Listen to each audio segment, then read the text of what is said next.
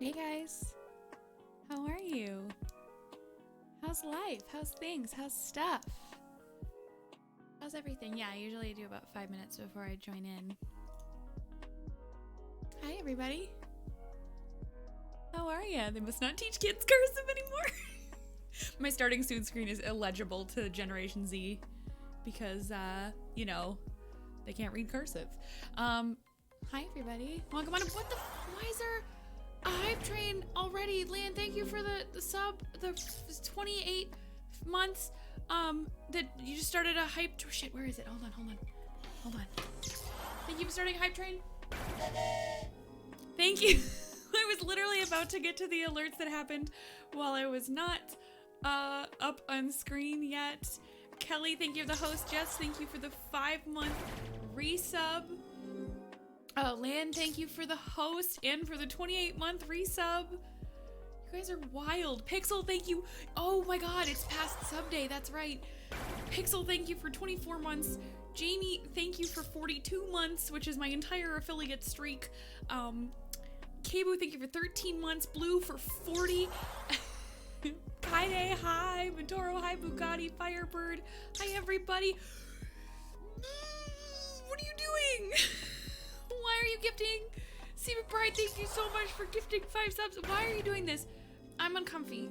I'm uncomfy with this love. I don't know what to do with my hands or my face. And Mom would like to say thank you for all your sustained Escasian support. So what is Hype Train? Why is it like? Hype Train is basically when a lot of things happen at once. And it does this little thing at the top of the embedded chat where you guys get emotes for taking part in hype trains and fun stuff. C. McBride, thank you for gifting subs to, let me see, Xanatax, Love, hi Love, how are you? What a familiar face from my Kitty Plays days. Just Right, Sea Bear, Bort Christ as well, thank you so much. And Blue Defender, thank you for gifting a sub to Bugatti. How do I do hype train? Participate in the thing at all. Bits, sub, all that kind of stuff. Kabu, thank you for the host and first updates now. Thank you for happy 5 years for a 2-year resub. Thank you so much. I see so much robot fam over here.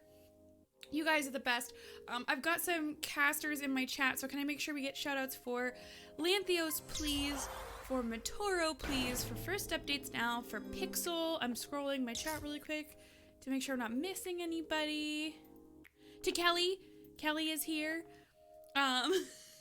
Thank you guys so much. Ben, thank you for the host as well. Thank you. All my biddies left. Thank you for the 40 bits, K-Boo. I appreciate it. Level 4 train, let's go, choo-choo. Wait, I've only been streaming for 8 minutes.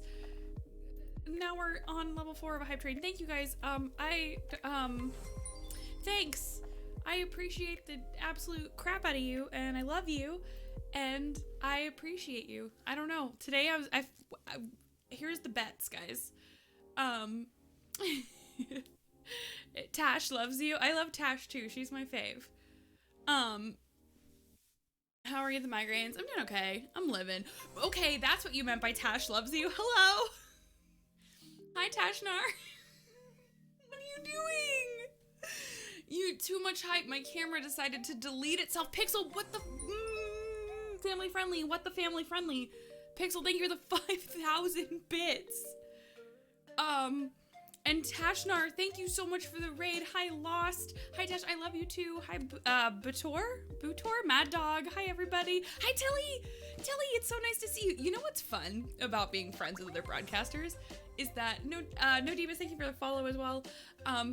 You know what's fun about being friends with the broadcasters is you lurk on people like Tashnar all day, like, because you work when Tashnar streams, and then you see all these names that are, like, Tasha's community. And you're like, oh, I know that person. I know Tilly. Ducky, thank you for the host as well. Camo Gecko, hello. Michi, thank you as well. I'm doing great, Tilly. Thank you so much. No Coop, no Sid. Koopy had some teeth surgeries and has been a little bit uninterested in showing up in my office. Tilly is good bean. Tilly is very good bean. Stream's not lagging for me. I'm not dropping frames. Might be your net, Bugatti. But holy moly, Tash, thank you so much for that beautiful host, for the raid, for the love, and Pixel, thank you for putting us in a level 5 hype train. If you're just joining from the Tash raid, hello, my name is Libby, this is pronounced Askesian. Today we are celebrating 5 years on Twitch. It's kind of a cheaty anniversary, because I actually started streaming in 2014. I gotta turn those off, thank you, Ben. I will make sure that we, bring those back when he's able to, because right now he can't crunch on anything, so we're not gonna have the can a mod redeem those, give those points back to Ben, please, the channel points, because he can't do the crunchies right now. But can I get some Muskesi Coop spam in the chat, please, for my sweet puppy boy? I see a train and this is a party. Tilly, thank you for the 100 bits. Thanks, Pixel. I appreciate that. But yeah, so my 5-year anniversary is like a teensy-weensy bit of a cheat, because I actually started to stream in 2014. I streamed for maybe like 2 weeks in July. And I streamed for like 2 weeks. I did St. Jude Play Live. I did a charity stream. And then I got busy and life got too hard and I didn't stream again. And I actually watched, no, Bugatti, I asked for the spam. Thank you. My chat, my rules. Poor pet thingy. Yeah, Coop's my sweetest puppy dog. But he's had some sad teeths lately. Cheetah Pumpkin Eater, Tash, thank you for the 20-month resub. I love you. But then I started watching all these amazing people. Blue, thank you for 500 bits. Jess, thank you for however many bits that is. It just shows up as a bunch of numbers. What is it? 10? Thank you. I see snowmen, but I can't count. Oh, they're narwhals. They're not snowmen. The point is in the wrong spot. Anyway, I started watching all these amazing streamers. I watched this girl called Scissors, right? And then she introduced me to this person called Tashnar, who's, you know, the best and my favorite and amazing. Scissors, yes, Scissors. Mad Dog, thank you for gifting a sub to Tilly as well. And Grail, thank you for the resub. Yes, Scissors, yep. My girl Scissors. And it was actually in a combination of Sizz and Tash's chats, which makes me all the more, like, feelsy that you rated me, Tash. It was in a combination of Sizz and Tash's chats that they were like, no, you should totally try streaming. It'd be super fun. You should do it. So on December 1st, 2015, I decided to give it an honest effort. I spent a bunch of time in November, like, making myself little panels and layouts and, like, trying to be a real streamer. And then on the December 1st in 2015, I went live. And so now we're celebrating 5 years as a stream community, and I can't find my lipstick, which is a totally unrelated thing. Scissors is cool. I love Sizz. We love Sizz in this house. Oh well. No lipstick in this house. Dalish, thank you for gifting to Mad Dog as well. You guys are so kind. And yeah, to the no sitting, I sit like an actual shrimp in my office chair. And I've decided, Kamogeko, thank you for the follow. I've decided to stop doing that. Yeah, we exercise ballin'. I might change back to the chair, but like, this is until I stop sitting like a shrimp. I need to start. Why are you bobbing like I'm on a boat? Because this is my chair. I'm trying not to sit like a moron and hurt my back. My back is a disaster, because that's what happens when you old as hell. And we finished, oh, I see those choo-choos in chat. We finished a level 4 hype train. You know what that means. Thank you very much for the love, but who doesn't sit like a shrimp? Unfortunately, it just means that I'm, like, constantly in pain. So I'm attempting, I actually sit on an exercise ball when I work at my day job. Like, for my day job, I have a separate sort of desk space so I don't get the big distractees by my streaming computer. Did my music stop? Love that for me. Love that for me. You have one of the train things. I got this on Amazon for like $4, and it has paid for itself time and time again. Oh, there we go. It's just a quiet song. Perfect. Imagine not getting distracted. Wouldn't know what that's like. Yeah, no, I quite literally have to take my work laptop and go sit someplace else in the house. or else I will sort of like tab into something, get distracted by this, move on to that task. So my work laptop, I actually sit on this exercise ball most days. And I've decided to start streaming from it because I notice throughout my stream that I go from sitting like this, which is a totally normal and appropriate way to sit, to like the chin comes forward. And then like this is where my back feels the best. You can tell I'm not sitting in a very good structured way. Yeah, the gremlin, absolute gremlin mode. Like I don't know how to behave. No one should ever take me anywhere. Switch out my chair from one of those, not full-time, but it's so, what's interesting, Tilly, for me, is it didn't help my back at first, and I started to regret using it, and I sort of powered through it, and from that point, I went, oh, well, that's probably a sign that I really am not sitting correctly in my chair. You can tell you're on the bouncy ball from your shoulders. I hope that's a good thing. You're like, yay, she's got good posture today. But there was like a time period where I was like, oh, the exercise ball is just such a bad idea. Like, it hurts more. And actually that was just part of the process, right? That was part of getting better. Val, thank you so much. I'm glad that you're a part of the community. I really appreciate it. And hi, Hallway Secrets. It Libly. It Libly. How's it going? Can I get a watch command, please, for... We didn't do one for Tashnar. What? Can I get a watch command for Tashnar, please? My beautiful, beautiful friend. And then can I also get one for Hallway Secrets, please? And also... Oh my god, my mods just went ham. Also for Kebu. Because today was Kebu's first stream ever, which means we share a streaming anniversary. GG's, Kebu. If I fix my back by bending over backwards in the bathtub until my back sounds like a firecracker, I can feel that relief, like, just in my head right now, Mad Dog. Like, I can feel how good that would feel right now. The other problem that I have when I sit on this for work is twofold. One is, if my back starts to hurt, I will just start to, like, do, like, yoga, like, lean backs on the ball. Which is fine unless you're on a call with somebody. And then also, I'll do this. I'll just sort of, like, roll about and sort of, like, bounce and be generally a child. And then inevitably in the middle of, like, a work call, I'll be like, yeah, totally. So for the next set of social media pushes, we should... And then I'll just, like, roll out of frame. It's fun. It's a good time. It's really fun. I am a grown adult with a full-time job.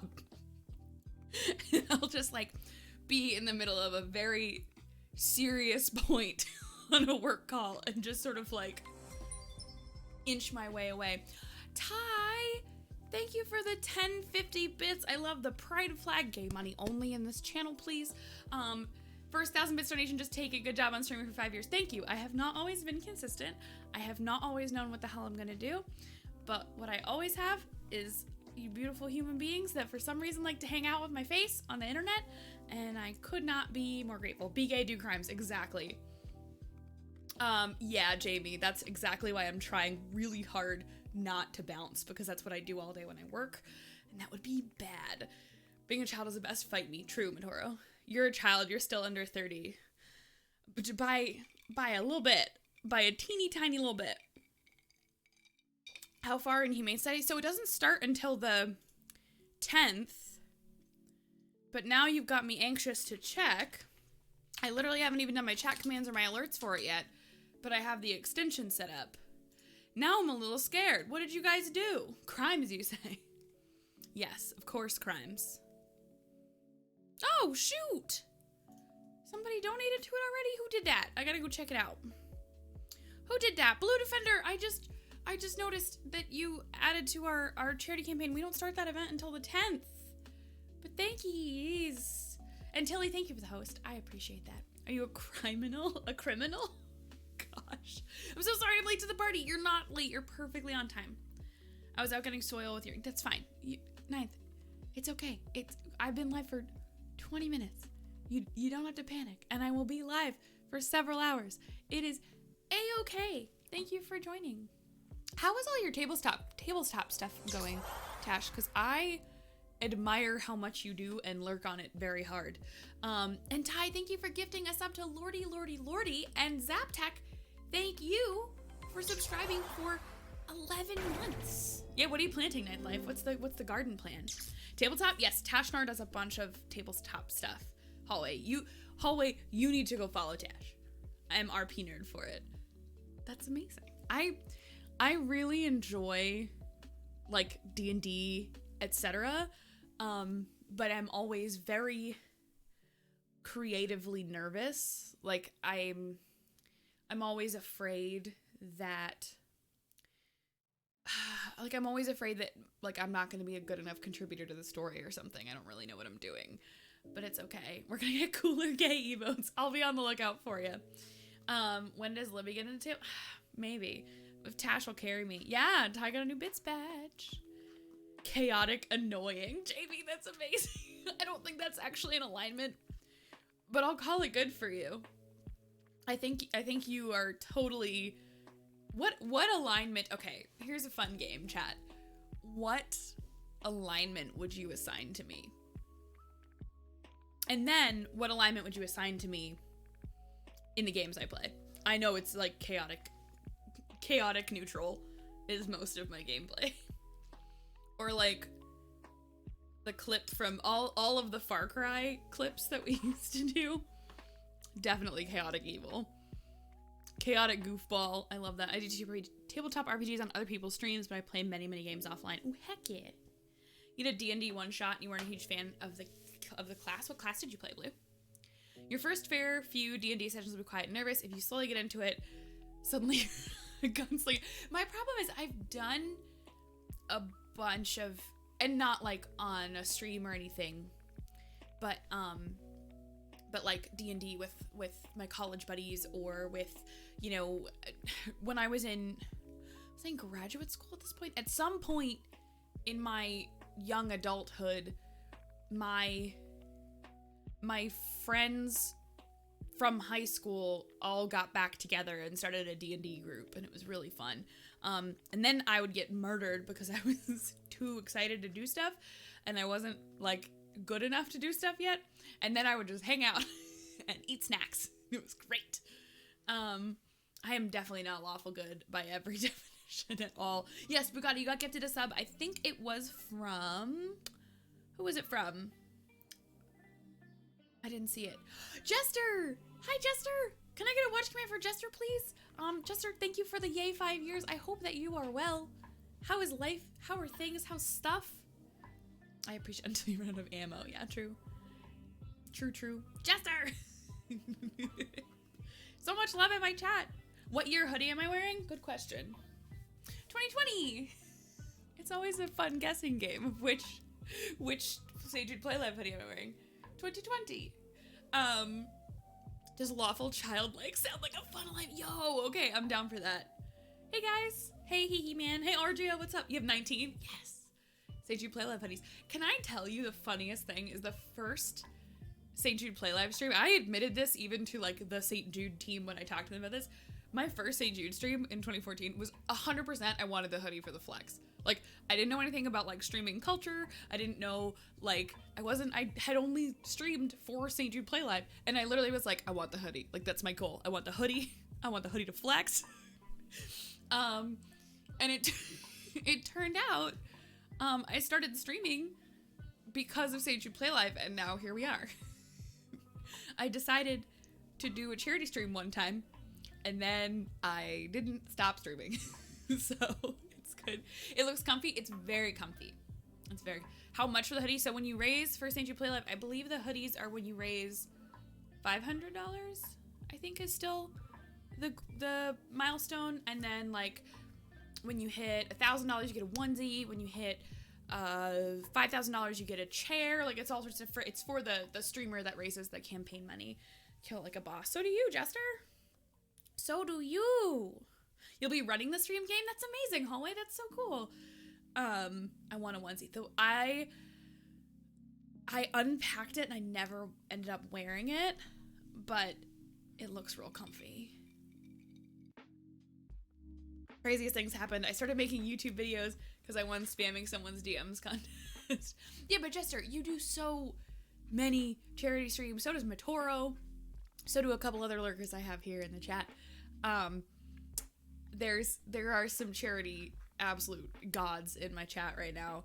And I appreciate that. Ain't no play live like this guy's in play live. We are actually going to end up doing a little bit of play live fundraising at the very, very, very tail end of the year. We have 2 charity streams left at the end of the year. That's actually, okay, I tweeted this, but this is like a goal that I have. So we committed to a stream with the Humane Society of the US, and that's the 10th, my stream on the 10th and my stream on the 13th.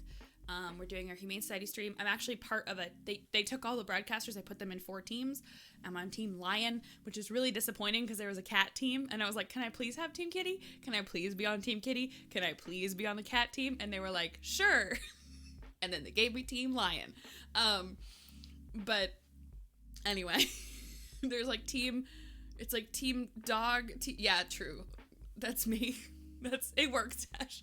And then for the last 10 days of the year, I have a couple things I need to do at the same time.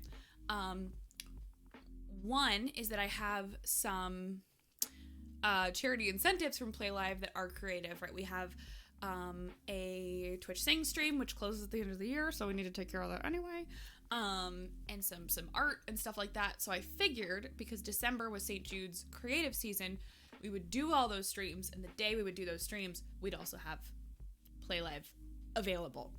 But yes, team Big Kitty, absolutely.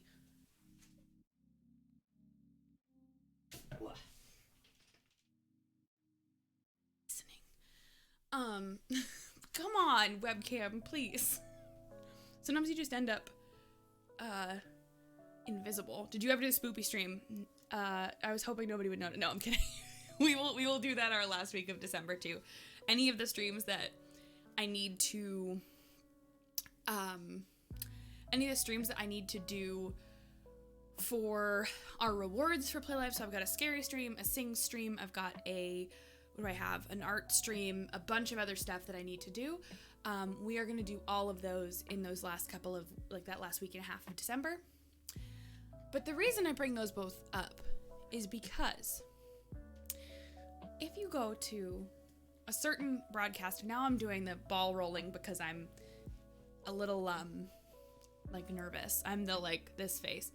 If you go to my profile, right there, there's a little button that says total amount raised. It's $23,143. That's from all time, from the day we started with the first stream in 2014. Actually, I think this only tracks to 2016. Anyway, from the day I started a Tiltify account, our community has raised $23,143 for charity. What if between our 2 events, we could maybe end 2020 at 25,000? Maybe? Crazy idea? Tell your friends, share the tweets, etc. Boss levels. Big know you at just kidding, unless exactly. Can we raise $25,000 for charity by the end of the year? Just kidding. Unless. That's awesome. How should I say your name? I said Michi before, but I think it's Kimichi now. I can't read. One of the things, if you've come from a Tash raid or from hosts from my lovely streamer pals, I don't know how to read. Choji. Is that correct? Sorry, I never want to get anybody's usernames wrong because, what if it's partially their name? Oh no, this is the close. How bad is the closed captioning right now? Choji? Okay, I'll try to remember that. May, not March. Okay. Wait, we need to raise 24. Wait, why? Oh, 247. Cute. Are my captions really bad right now? I'm sorry. Calls me CDC. Also, well, your username is CDCH1N1. So, but if you Oh no, is it really that? Am I talking too fast because I'm nervous? Is that why my captions aren't appropriately capturing? Perhaps if I slowed the hell down, could the captions work? I don't see the captions for myself, Playboard. I see you laughing about them, but I don't see the captions for myself. But if you want to see captions, if you need closed captioning or would like to use it, in roughly this corner, there should be a button, something like that. Yep. Somewhere down there, there should be there's a cogwheel for settings, picture in picture, a couple other options, and then there is a CC button. And if you want closed captions, that's how you turn them on. I have a box in OBS that shows me, ooh, how did you do that? I'm assuming view, docs. Nope. I'll figure it out later. I can't take this. I'm sorry. What, Tash? I'm coming over so we can hang out. Sorry, I don't make the rules. I can't recommend coming to America right now, but like, if you wanted to, I wouldn't turn you down. I just can't recommend showing up to America at this moment. I think view. It's not letting me, but I'll check it out a little bit later. Yes, I understand, Plyboard. I don't caption it myself. I just use a tool. And if any stream of friends would like the tool, I have it linked in the streamer chat in my Discord. And if anybody who is not currently streamer chat in my Discord would like it, just let me know. And I will happily share it. I'm building a teleporter so it's straight there. Oh, perfect. I will send you my coordinates, Tash. I appreciate it. Things are kind of getting better in the How? With the germies? I don't think so. They're getting infinitely worse. God. I hate it. I hate having to say that. I think it is getting infinitely worse. Germies. Listen, things are exponentially worse in terms of the germies. That's true. Yeah, like I can't recommend traveling here, Tash, at all. At least, well, not yet, Firebird. That's not for a couple months. How do you clip stuff? You hit the clip button in the same bottom corner where the closed captions are. Or you can hit Control X on the broadcast. Also, big love to my frizzy hair for completely not understanding how green screens work. She trying the best. Jump from your ego to your IQ. I wish the Twitch desktop app would have picture-in-picture. Like the Twitch app. Didn't they sell that? Is that even still gonna do a thing? Because I know for all my WoW add-ons, I had to stop using the Twitch launcher. Yeah, we try not to do a ton of politics here, Firebird, for two reasons. One, because it can be really alienating for people. And two, because I have streamer brain, and there are usually issues where people... No, you're okay. I brought it up. Please. But I have streamer brain. And when an issue comes up that is sensitive or like a hot topic of discussion, typically I like to give it the attention that it deserves. But if I'm streaming and I'm like blah, blah, blah, blah, like all over the place, then I'm not able to engage in the discussion in a way that makes sense. It still works for now. I'm using it till it goes away. Okay, fair enough. Yeah, Plyboard, they definitely are a little strange. They're a little weird. Captions work out though. No, Firebird, I brought it up. You are totally okay. You are 110% okay. It is, I kind of brought the topic up on myself. Yeah. You're here now. What's up? Hi, Lyko. How's things? How's life? There are some streams that handle political stuff quite well. It's not a common specialization. My thing is, I'd be happy to facilitate those discussions, but I think part of the conversations that get really difficult are there's not a really good way in a Twitch chat, especially in one that's moving quicker or has a lot of people from different backgrounds, which is a good thing. But there's not a way to clearly substantiate and verify claims unless, you know, everyone is able to either talk or share links or stuff like that. There's just a lot. I'm always happy to facilitate constructive discussion, but my thing is, like, I just don't want anybody to feel like they don't belong in my chat. And so we just don't talk about that stuff. There is so much space in my Discord, in my DMs, on my social to have constructive, you know, well-informed, fact-based discussions. But because the chat is full of tons of people with different backgrounds, and because I don't have the bandwidth to appropriately handle every single conversation all at the same time, and I'm just admitting that fault of mine, I like to keep those conversations where I can pay good attention to them and to where I can be an equally brained part of the discussion rather than just sort of moderating other people shouting their opinions into my chat. Yeah, no, I mean, me too. Me too, Firebird. Yeah, my bandwidth is relatively low at this point. But yeah, that was a sort of a random tangent side piece. I have no idea what we want to play today. I have no idea what we want to do today. I just wanted to spend some time with you guys and celebrate an amazing 5 years on the platform. I love that I said that, and I know exactly how much the stream delay is, because Tash goes, "What's the plan tonight?" Don't know. Amongst us, potentially. Marauder's the jankiest thing ever. Happy streamiversary, congratulations. Wait, hold on, I want to read this. Politics handled well is like tickle torture with a feather.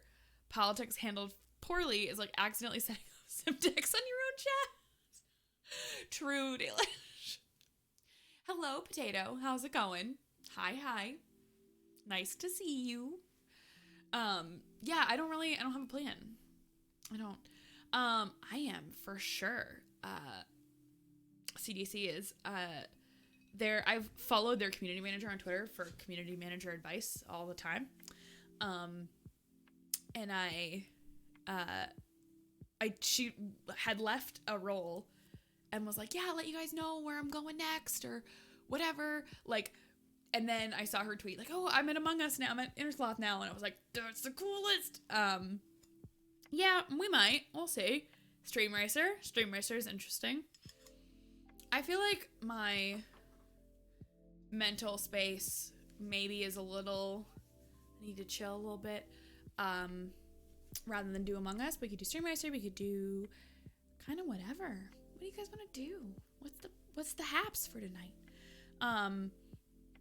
Nap on stream, Jenna Marble stuff. Just like conk out, it's fine. You're down, Mom. Didn't I just say, am I nuts, or did I potentially say that I don't have the bandwidth for that? I should deactivate my Discord account. I can't concentrate on school. You should concentrate on school, yes. I want to eat, so I'm going to have to mosey. Tashnar, thank you so much for that raid. Thank you for bringing your community over here.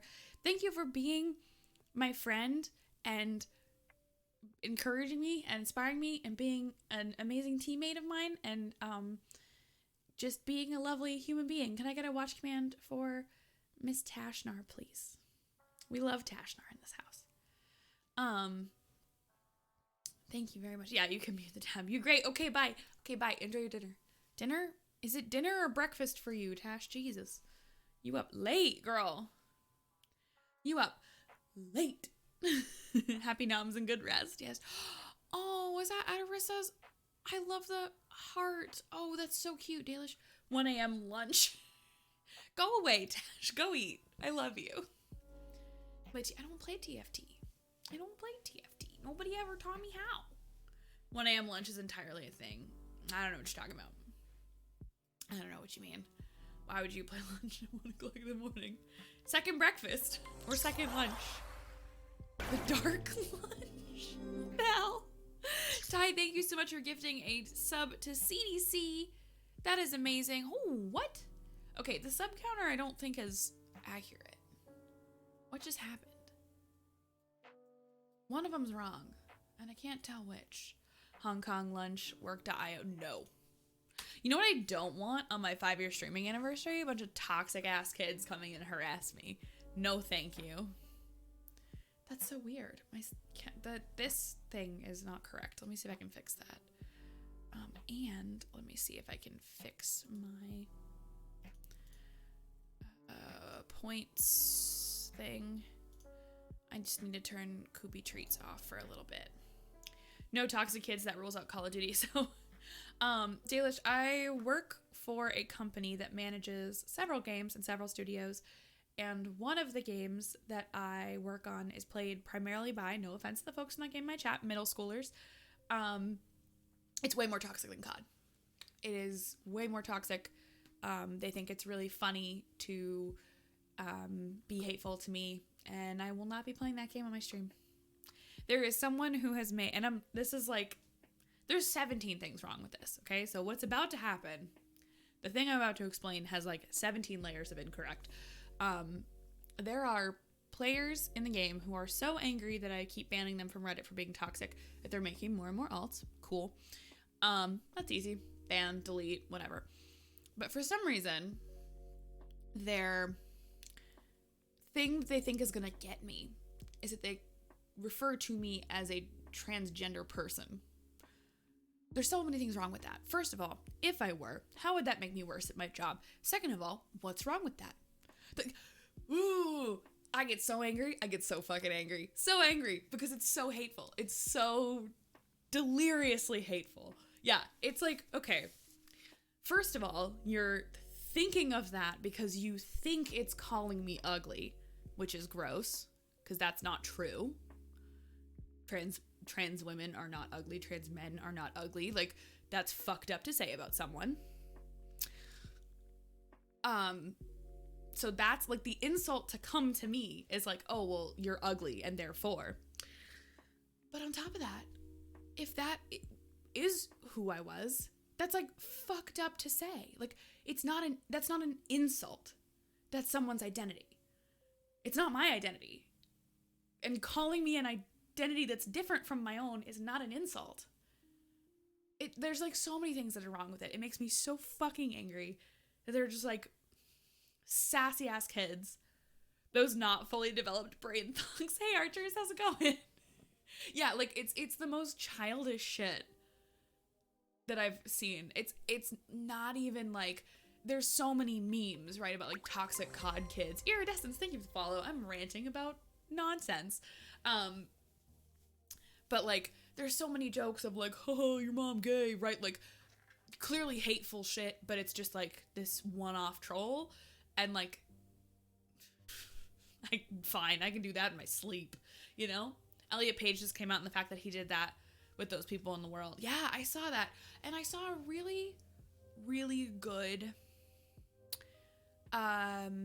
tweet, Kebu, that was like how the media was reporting on it. And it was listed as Star of Juno, Elliot Page, instead of dead naming. And it was like, beautiful. GTA, I'm not sure. GTA has been really, really rough with like, lobbies. I haven't played in a while. Same for the Twitter trend. Yeah, exactly. Like, there are some places that are doing it very, very right. And I think that's some not so much. You know, the internet. The internet, as it were, unfortunately. But yeah, no, it's like, and I'm not gonna share any information, but for sure, Dalish, like, I wish that our game had an option that was like, enter your mom's email address, please, because when you come for me on the internet, I'm gonna call your mom. Some people shouldn't be allowed internet. Yeah, true. When you come for me and you're hateful to me, to my teammates, to my staff, I will call your mom. No problem. I wish we could. There was actually, it was, you know, very much. For legal reasons, that's a joke. For legal reasons, that's a joke. But we, at one point had a particularly toxic person, and we understood, that their IP was linked to a school. We were gonna call. I was like, can we just call their school and get their principal involved? Some of those kids probably use their parents' emails. Yes, internet chaperones for all teens. Yes, I would love that. Internet chaperones are a great idea. The bouncing for legal reasons. That's it. The bouncy ball has definite consequences because it's much easier for me to be in my rolly chair and like kind of do this, right? To just sort of rotate a little bit and it's fine. But the bouncy ball is like, it's very clear that I'm not in a chair right now, but I'm having fun. Does that count for something? Does that work? Is that like a fair thing that I'm doing? Caught kids shoplifting. They were caught, no problem. They could be in the store. Have them call their parents. Yes. But that works for young people. Like, and it sucks because hopefully their parents aren't going to be like super, super punitive over absolutely nothing. But like, man. Ben, thank you for the 25 months. We're fine. 25 months free with Twitch Prime. Thank you so much. I love that I said that right as Firebird was like, what's the bet? Libby falls off the exercise ball during the stream. Does your ball generate static? A little, but it's not that bad. Hey Logic, thank you very much for the 8-month resub as well. Hello, hello. That's what it is. The counter is also trying to count resubs as new numbers. I gotta reset that real quick. Give me a second. There we go. Session. Good old Stream Elements. I'm using a very cool, I love this widget that I have. If you fell off the ball, that'd be the most viewed clip instantly. The problem is like, I'd fall off the ball, I'd knock over the green screen, and then it would just be an unholy disaster. But you know, why not? Why not? There we go. Hopefully that'll reset. I saw a new fave shader in Destiny. How are you liking Destiny? I know you've been playing a lot more. We're living on the edge. No jump scares. No jump scares. No thank you. I do not want to do jump scares. Hey, Resonator, how's it going? Nice to see you. Hello, hello. Hi. How's life? How's things? How's stuff? You love it all? Good. That's so exciting. New raid is cool. I watched a couple people streaming the raid, but I didn't do anything. My core will be strong. Oh my god. Not at all. Seconds from disaster. Well, what I used to have to do, how much long day work, I still like solder fumes, fair enough. I also don't want to be dumpsters. Yeah, my closed captioning is really just not on it today. Wow, I just looked at it. My core is not strong at all. But what I used to have to do when I was a competitive figure skater is I would have to sit on a ball like this, but like you're not allowed to have your feet touch the ground. So you have to like sit on it like you're sitting on a horse and like pick feet up. I can't do it anymore. But I used to have to like sit for as long as possible exactly like this. It didn't work. The downside of the ball is you're super far from the mic. I'm not any further than I normally am. Like when I'm sitting here, I'm not. If I like roll away, sure. If I stop fidgeting, I actually am like in my normal spot. What I need to do is like tape my slippers to the ground so I stop sliding all over the floor. I think that would probably be a better idea. You keep riding Destiny, get my light up. I have done nothing in Beyond Light yet, and I want to. I'm just scared. I'm nervous. I'm not like consistent enough with Destiny, if that makes any sense. Like I'm not I know that I don't have the amount of time that I would need to be able to play really consistently and like raid and do all that kind of stuff. So I don't know, I'm like nervous to start it. Yeah, definitely off stream hallway, that'd be fun. Why, Firebird? What happened? What happened to you? I just got my new favorite shader in Destiny and it oh no, Dalish. That's awful. That's awful. Yeah, flame totally. I mean, that's why we have the oh no.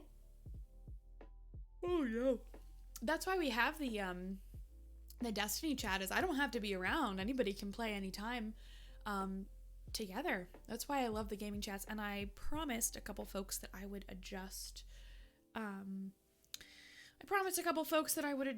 my, what words am I trying to, Discord. I promised some folks that I would be adjusting my Discord a little bit. And I didn't yet, and I'm behind. I'm very sorry. When is the set of raids ending? I don't actually know. My keyboard has lights, and I have no idea what color or colors to change them to. Might I suggest a beautiful teal? My entire setup is all teal lights because I'm a big baby. Giddy goat! I can't stay, but happy 5-year anniversary. Thanks for all your random tidbits. Anytime, goat. What's up? How are you? I know you said you can't stay, so I hope you have a great night and all that good stuff. Hey, Burn. Burn JP, what's up? How's it going? If you ever want to delegate, yeah, I know. I need to just give you like admin perms for YAG. Because what I know I wrote in mod chat what I wanted to do. So thank you. It's been a fun ride. It's been a good adventure. I am grateful to be here. I am grateful to be a part of so many amazing Twitch communities and all sorts of other things. Very well, but just very busy. Mood. I totally get it. Totally 100% get it. Kind of a teal or a lightish blue. I do dark blue, but it looks like purple. Yeah, RGB, like especially when you get into like darker tones, can start to really shift. Everything on my desk is teal, except that I just plugged my mouse back in, so it's doing the like rainbow color shift. Now it's green, so you can see right through it. But it's good. What was ending early this month? I don't know. That's the thing, I never keep up with like what the events are supposed to be, so I'm not really sure. What is the hex code for my teal color? I will tell you in 1 second, because I have the 3 colors that are like the main, the 3 tones that I use are Twitch files, art, graphics. I literally have an image that is the Escessian logo, and then the 3 colors, like it's the gradient teal one that Land made for me, and it's the 3, like the top, the bottom, and the midpoint tone for that. So it's I love how I do that, like I'm typing in Among Us code, like it's a secret. Here's the 3. There's the 3 codes for you, if you would like CDF. Those are my 3 hex codes for my main teal colors. Best thing Pixel's ever said to me. So basically, Scassie and I are your adopted moms. Yes, 100%. If that means that I get Pixel, hell yeah. I'm in. If you wanted to get the new raid, the jacket, I saw that.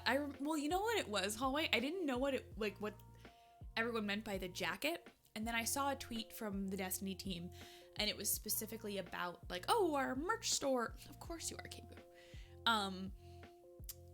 Our like merch store is open, or whatever the thing was.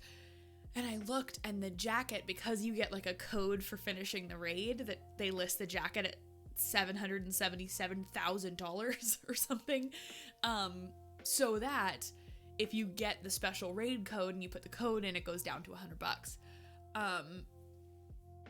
And I remember seeing the store item, and I was like, what? Why? Who would do that? But yeah, no, merch opening. I have Discord merch. I have a bunch of stuff from, I have a Discord partner hoodie from my olden days, but when the partner program was a thing that wasn't just their own metrics mattering. And I have Discord merch from, I think, one of the PAXs. It was the first time that Discord had done like purchasable merch. It was actually, I'm pretty sure it was the first time I met Matoro. Was PAX Was it Mitoro that I met? Or was it someone... I think it was someone Mitoro and I both knew that I met at that PAX. I don't know if Mitoro was at that PAX. Anyway, that has nothing to do with anything. But yeah, no, all's goods. Life is excellent. But I have a Discord hoodie. It's not a hoodie, it's a sweater, and it just says Discord across the front. And then I have a partner hoodie from being the partner rep for the FRC Discord, which is now a totally different thing. Mildly salty that I couldn't get the partner hoodie at TwitchCon. I'm Jamie, I represent the partner channel. When I was at I know, but I don't, here's the thing, Jamie, it's kind of like the superstition that you shouldn't try on wedding dresses until you're actually gonna get married. I don't wanna get a partner jersey from some other means. And Kim Bonix, thank you so much for the 14 months. Happy streamiversary. I appreciate that. Kim, I hope that you are well. It wasn't much of a story time. We were talking about Discord merch, and the only Discord merch I have is a partner hoodie from being the admin for FRC Discord. Because at the time, partner apps were closed, and I hit up Mallory. I was like, please. But yeah, no, Jamie, I very much liken it to, like, you don't try something on before it's your own. I don't know. I'm weird about that stuff. It feels strange to me. But what I was going to say was, when I was at TwitchCon last year, I was working for SteelSeries, and I was there on the SteelSeries badge, and so I went into I guess I needed to be able to access the partner lounge and stuff to talk to people that we need to talk to, and I went in and they were like, hey, do you want, Tom, thank you for the 42 months. Holy shit. Thank you so much. Do you want, like, your jersey this year? And I was like, no, I'm good. And they were like, why? I was like, nope, don't want to touch it. Like, I wouldn't even, like, touch it. They tried to hand me the jersey, and I was like, no, thank you. Let's be real, you were there for the zoo. I went to San Diego exclusively for the San Diego Zoo. Exactly, Bunka. Whichever Bunka it is. Whichever Bunka is in this chat right now. Thank you for being you. I appreciate you, because, well, I guess it wasn't a Bunka that decided, but a Bunka adjacent person let me pet a sloth at the San Diego Zoo. And it was Apple. Oh, it's Apple talking right now? Wow, you type so well for a dog. I'm so impressed. Hi, Katie. How are you? Both the K Bunka and her sister let me pet a sloth. Because her sister got married at the San Diego Zoo. And the rule was only the wedding couple was allowed to touch the animals at the animal show. But not that time, because I was crying because there was a sloth. There's literally, I think I'm in maybe 3 of Kelsey's wedding pictures, and one of them is me, like, holding my face because there is a sloth present. It was great. Battle of the Bunkas, yes. We were the wedding couple, yes. Katie and I. Katie and I got married at the San Diego Zoo. Who's that girl in the white dress? Doesn't matter. Doesn't matter. We're here for the sloths exclusively. There was a sloth and an anteater and something else. Oh gosh, what? Hold on. I've started using Chatty instead of Twitch chat, and the, like, alert things are so confusing when they pop up. So, all right, Tom's been following for 4 years, 2 months, 13 days. Flame, 1 year, 7 months. Blue, 3 years, 6 months. What?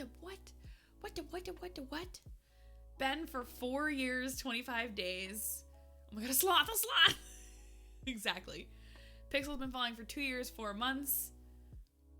I love that it did Pixels twice. I'm sorry. Yeah.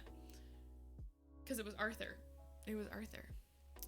Firebird has been following for 18 days. I don't think that's correct. I think you may have followed and unfollowed. Goodbye.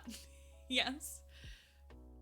Jamie totally ruined his follow age at one point by accident, and I feel so bad because Jamie was my first follower on the day that I started streaming, and then Jamie unfollowed and refollowed. 4 years 4 months, 2 years 5 months. Goodness gracious. I know, Jamie, but it was July 27th, 2014 was my actual first stream ever. I streamed very poorly for about 2 weeks and then I gave it up. And then December 1st of 2015, I decided to like have a real schedule and like take my tech seriously and put info that, you know, kind of, I don't know, mattered into my stream and put effort that mattered into my stream. And like I said, I haven't always been consistent. I haven't looks at the calendar year where I streamed like 4 times. You know, things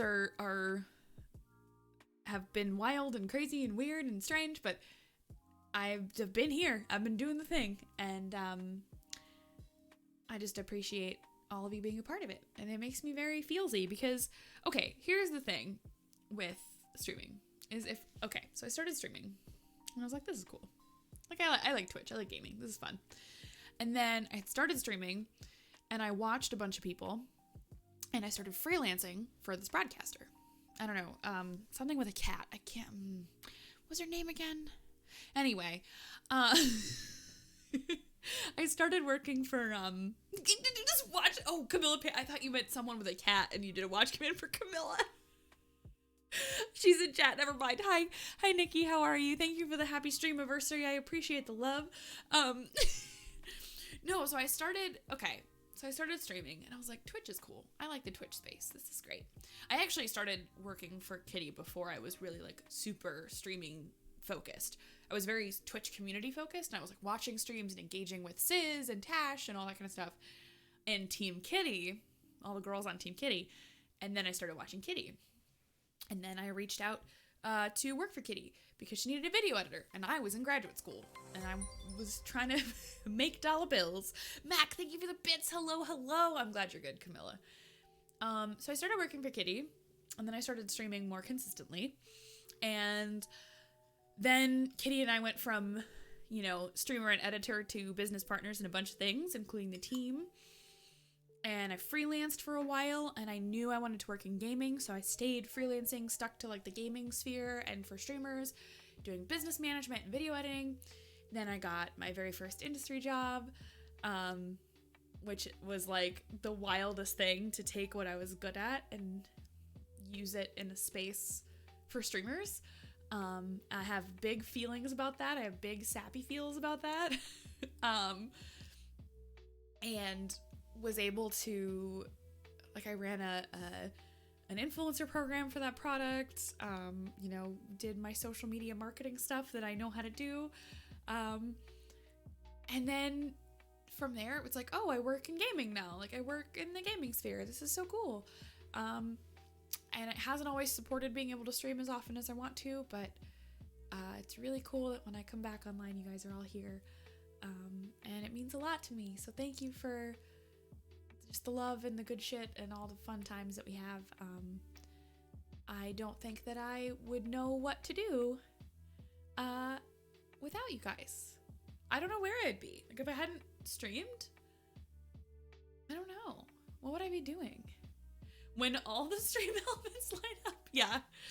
They're on timers for different amounts of minutes, and there's a sweet spot at about an hour into the stream where they all just post all at once. Briz, thank you for the 250 bits. Happy streamiversary. Thank you so much. Thank you. I'm honored, overjoyed. I feel so loved. Thank you for all the hype and the good stuff. I haven't done a stream anniversary in a couple of years. It just never lined up. When was the last time I did it? Not last year. Not 18. Might have been 2017. Anyway. I haven't done a streamiversary party in some time, and it feels nice. It feels really good. So thank you for being a part of my just exciting day.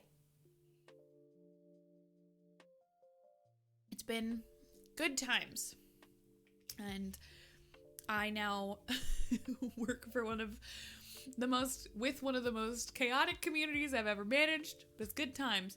I got an ad meaning I'm not subbed, but Twitch won't allow me to resub. You might be in that sweet spot number where your Prime sub hasn't quite expired yet to the point where you can redo it. 5 is a nice number to celebrate at. Yeah, that's right. No more stream parties until 5 years from now. I'm kidding. You should resub? I mean, you're welcome to. You don't have to. One of the things that I know a lot of creators will do, and like, it's, what was I gonna say? It's the correct business practice if streaming is your full-time job and income, but gating things behind subscription is not something I love to do, other than, you know, some chats and maybe a couple of events throughout the year, or extra luck and giveaways. But I work full-time. I don't stream as my like job, right? That's not what makes up my income. So I try to make sure that you don't have to sub to take part in the community. That's not what I'm here focused on. That's not what I'm here to do. It's a super nice way of supporting. It allows me to do things like get a new camera, or, you know, buy a fancier green screen, or whatever. But I just appreciate the support that you give by hanging out and being in chat. And okay, I saw I have this whole folder on my computer that is called inspiration. It's when I see something good on someone else's stream or someone else's page. Buy more Cooper trains, exactly. And I'll like screenshot it and save it. Is it? Maybe it's not here. But I had saved someone else's panel that was essentially like an image panel, and it was instead of calling it like, you know, tips or whatever, it was support. And it was, okay, well, how can you support me, right? So yeah, you can sub, you can go to the Amazon wish list, you can all these other things, you can buy merch, whatever. But then there was a whole list of like my tweets, you know, retweet something you find interesting, hang out in chat, host the stream in your chat, right? Like go to your channels, type /host, blah, blah, blah, blah, blah. Stop leaning forward. Never. Why? What am I doing wrong? What, is it bad? I don't know. But like, what are the different ways that you can, you know, support for free? And that's the kind of, posture check. That's fine. I thought you meant like stop rolling, stop fidgeting. But it was cool. Like I never want somebody to feel like they have to sub to be valued here. Hanging out, like tweets, be in Discord, welcome people in, make sure other people who are new to the community feel welcomed and loved and appreciated, then you're doing the thing. Ty, as far as the, remind me to stop slouching so that I don't feel so crappy and I can stream for longer. You know, all of those things. You're sitting on a ball. Hell yeah, I am. Hell yeah, I am sitting on an exercise ball. It is super helpful for the fact that I sit like an actual shrimp, or goblin, depending on your terminology of choice. I sit on my chair like an absolute animal. Feral gremlin energy, like just, I can't. I know, okay, but I'm sitting nice now. You're all doing posture check, and I'm sitting fine. You see the video I sent you? No, I did not. I will check it later. I am the worst at checking my different and varied socials. But yeah, no, it's I'm sitting on a ball. I did a hydrate. Oh, I'm sorry. You're right. Like I said, I'm using Chatty, and it's the way that it displays those is a little bit strange. I think I'm gonna change the color they display in, because I haven't been seeing them. But I'm good. I will make sure I do it, I promise. Your upper body may be sitting fine, but are your legs properly spaced and feet flat on the floor? Jamie, don't be a snitch. Jamie, why are you being a snitch? I did a hydrate with a Dr. Pepper. This isn't really hydration. It's vitamin water, but it's close enough. My feet are sitting. Let me think about it. Let me evaluate my posture. My feet are flat on the floor. My knees are a 90-degree angle, but my feet, because it's a ball, are like that. Like my legs are like out. My knees are out here rather than in front of you. I just know you too well. Full posture check is like, I have to start from the ground up. Like, feet are flat, knees are 90, hips are 90. Ow, my shoulders hurt so bad. Shoulders are back, etc. If it works, it works. The reason I do that is because of the ball, right? Like the sitting on a round object. I need a posture check when I'm at work. I work from this. I sit and I use my work desk. 6.9k channel points. Nice. I when I'm sitting at the little table that I use with my work laptop, I sit on the ball because I know myself and I have but like this desk is like, whether I'm in a chair or on the ball or whatever, like my desk is set up very well. My monitors are at a really good height that I'm looking up and not like squinting down, you know, all of that stuff. My keyboard is at like the right height this way, but my laptop, because it's a little MacBook, is like, my hands are closer together. I'm like slouched over it. So I actually do the exercise ball when I work to try and accommodate for that. It doesn't always work, but I try. I'm always having to crane my neck and hunch over stuff. Yeah, no, exactly. And then like your back hurts and then like your shoulders right up here hurt. No, thank you. Big no thankies on that one. You sit and you bounce. I do. I'll do like just like a gentle roll, and then I'll just sort of like exit the building here. That's my usual for sitting on an exercise ball. Is I'll get cocky is what it is. I'll absolutely get cocky and like start to balance. Like I'm actually not touching the floor right now. And like start to try and like see how long I can do it, because I used to have to do it for like 10 minutes when I was an athlete. It doesn't work now. It doesn't work at all. I'm not capable of it now. But it was definitely, no, but that's the fun part, Blue, is it's comedic relief for my coworkers when I'm in the middle of like a very serious conversation about like the next patch or like a social rollout or like an influencer program. And I'm like, yeah, serious business, whoop. And I'll just kind of yeet myself out of the laptop frame. I don't know. It's very silly. I have no idea. What am I doing? Who let me be an adult is the question. I don't know. Like, I'm sure that my boss has like been on a call where I just like eat shit falling off my exercise ball, and I was like, did we hire an adult? Did we hire an adult? I don't know. But also there's someone on our subreddit who thinks I'm an intern. Like, oh yeah, the community manager's an unpaid intern. Bro, you think I do that shit for free? You think 3 kobolds in a trench coat? Exactly. What is adult? No idea. No idea. I am not one.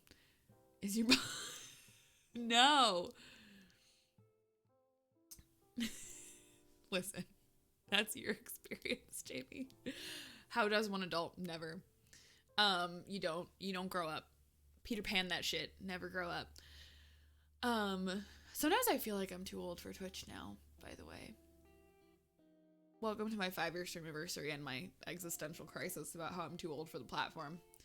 But I'm not. See this white hair? It means I've fucking earned my time here. This is from the chat trolls. Not the age, it's the mileage. Oh no. That's even worse.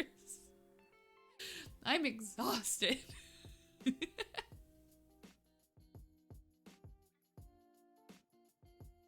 Exactly, yeah. For sure. No, I have, if Bob Ross could do it. My favorite thing, this is such an old Twitch meme, was when the Bob Ross channel started and they were doing like the stream reruns. of Bob Ross content. And people will be like, wow, the streamer doesn't even acknowledge chat. What a jerk. And like people were doing it as a troll, right? They knew that Bob Ross was not alive and this was their taped stuff from like the 90s. But then watching other people in chat be like, no, dude, this is a rerun. This is my favorite thing. I love Twitch chat so much. I love the wholesomeness and also very, very, very dumb moments that are Twitch chat. Like the entire Bob Ross stream event, the very first Bob Ross event, when it was like, we're marathoning every show that's ever existed for Bob Ross. Ty, there we go. Thank you for the 7 month streak. Had to go on my phone and pay for one of those sub tokens. Why not? Ty, I appreciate your support. I appreciate the sub. You are so kind. You are so, so kind. You know they still stream. They still do Joy Painting, Ben. I don't remember what day of the week it is, but they do 1 day a week. They play like a whole season all the way through on the Bob Ross channel. I will very often keep it up on Twitch as like background noise. Yeah, it's just twitch.tv/Bob Ross. Can I get a watch command for Bob Ross, please? 5-year streaming anniversary. That's awesome. This is your 5th stream. Hi, Last. Always here to roast. Thank you. I appreciate you. I love you. I've been much more consistent lately. I've been much more consistent. I'm hitting at least 2 times a week, if not my intended 3 most weeks. And I apologize for not always being that way. Bot is drunk. What? It doesn't like Bob Ross? That's upsetting. But how are you, Last? It's good to see you. I hope that all is well. I very much hope. Jamieson is Bob Ross. I've never seen Jamie and Bob Ross in the same room, so it's possible. Maybe I'm Bob Ross. Maybe that's what the curls are for. You don't know. Maybe I'm destined to just paint happy little trees for the rest of it. I've got the hair, yes. Jamie also does have the Bob Ross hair. No, you don't need an @ for my watch command because it's just taking a string of the name. We are all Bob Ross.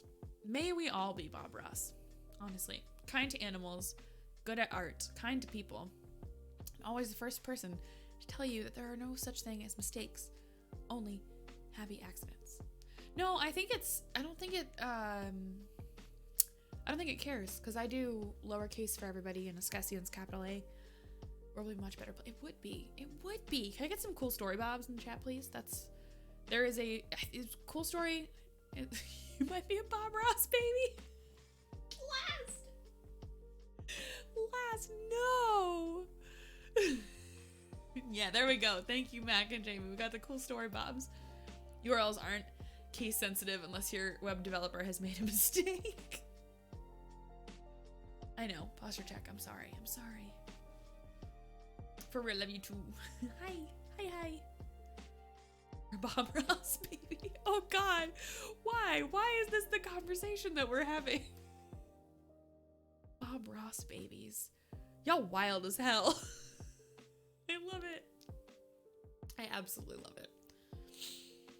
I mean, I just remember when I was a kid, people would say stuff like, oh yeah, like I was an accident. I'm like, when did this come up with your parents? We're like 14, right? It's just a strange thing to say. Thinking about Big Boss from Metal Gear Solid, but now it's Big Ross. Oh, I love that. I used to tell both my siblings. My favorite thing in the world is because some movie when we were younger, Kelly. Also, hi, can I get another watch command for Kelly, please? Some movie, like the joke was like, you're adopted, your parents don't even love you. And it's like, people would say that because it was like edgy and funny. But I'm actually adopted, and that would always like get them. Because they'd be like, it was like the evolution of like a your mom joke, right? Of like, haha, like your mom, right? Or like, haha, you're adopted. And I would be like, yeah, I am. Is that, what's wrong with that? Or I'd get like really upset, like fake upset. Like, what? It was great. Yeah, no, that's right. Rob is too. But I literally would be like, like start to get upset. I was like, oh my god, no, I'm so sorry. Like, da, da, da. And I was like, it's fine. I don't care. Yes, I am. No, that is a fact. I actually am. Not that it like does anything, but it was some movie and the comeback was, I think it was like super bad, or it was that level of humor, right? The very like fratty humor, right? And it was like the punchline was like, you were adopted, your parents don't even love you. I was like, first of all, it's stupid because they very clearly do. They signed up for it.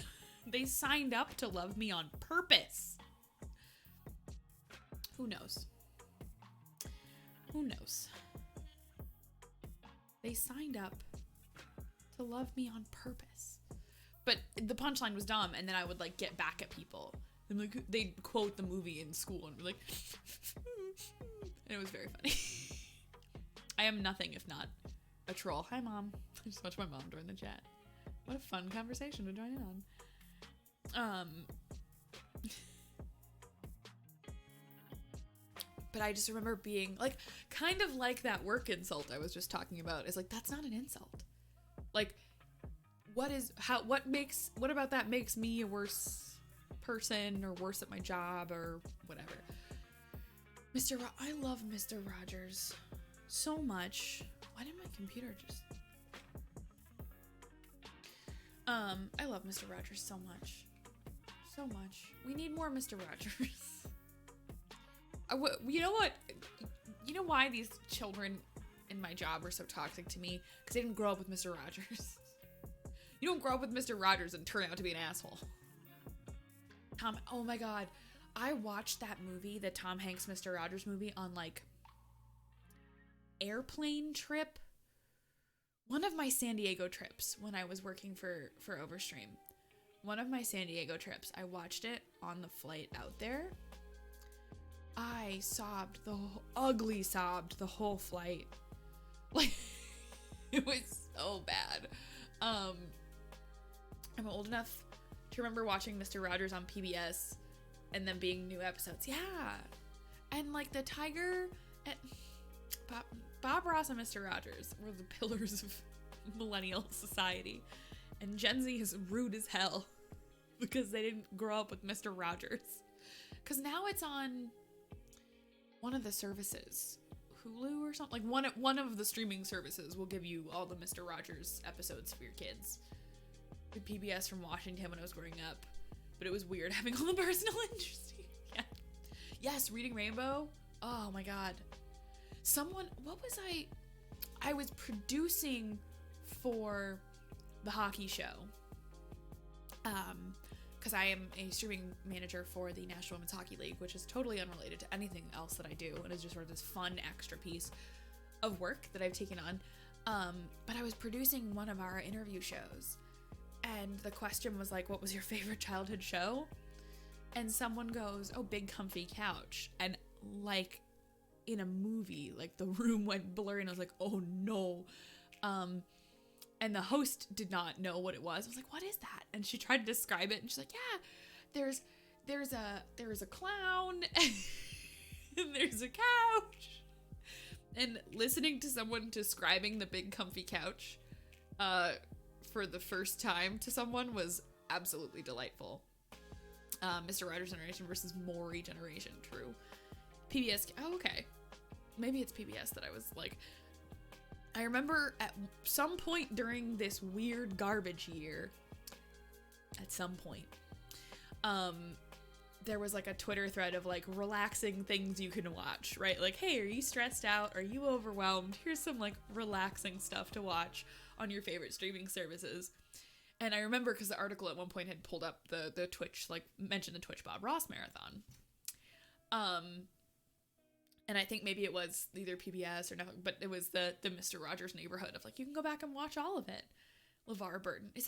Did LeVar Burton end up reading one? Because I thought that was Samuel L. Jackson, but the like, go the fuck to sleep. I need that book sometimes. I don't go the fuck to sleep. I don't. Is my mom still in chat? Can I swear? I'm fine. Go the fuck to sleep is a classic. And I never do. I never ever do. Why would I go to sleep? If brain needs sleep, why brain relive entire life at 3:30 in the morning?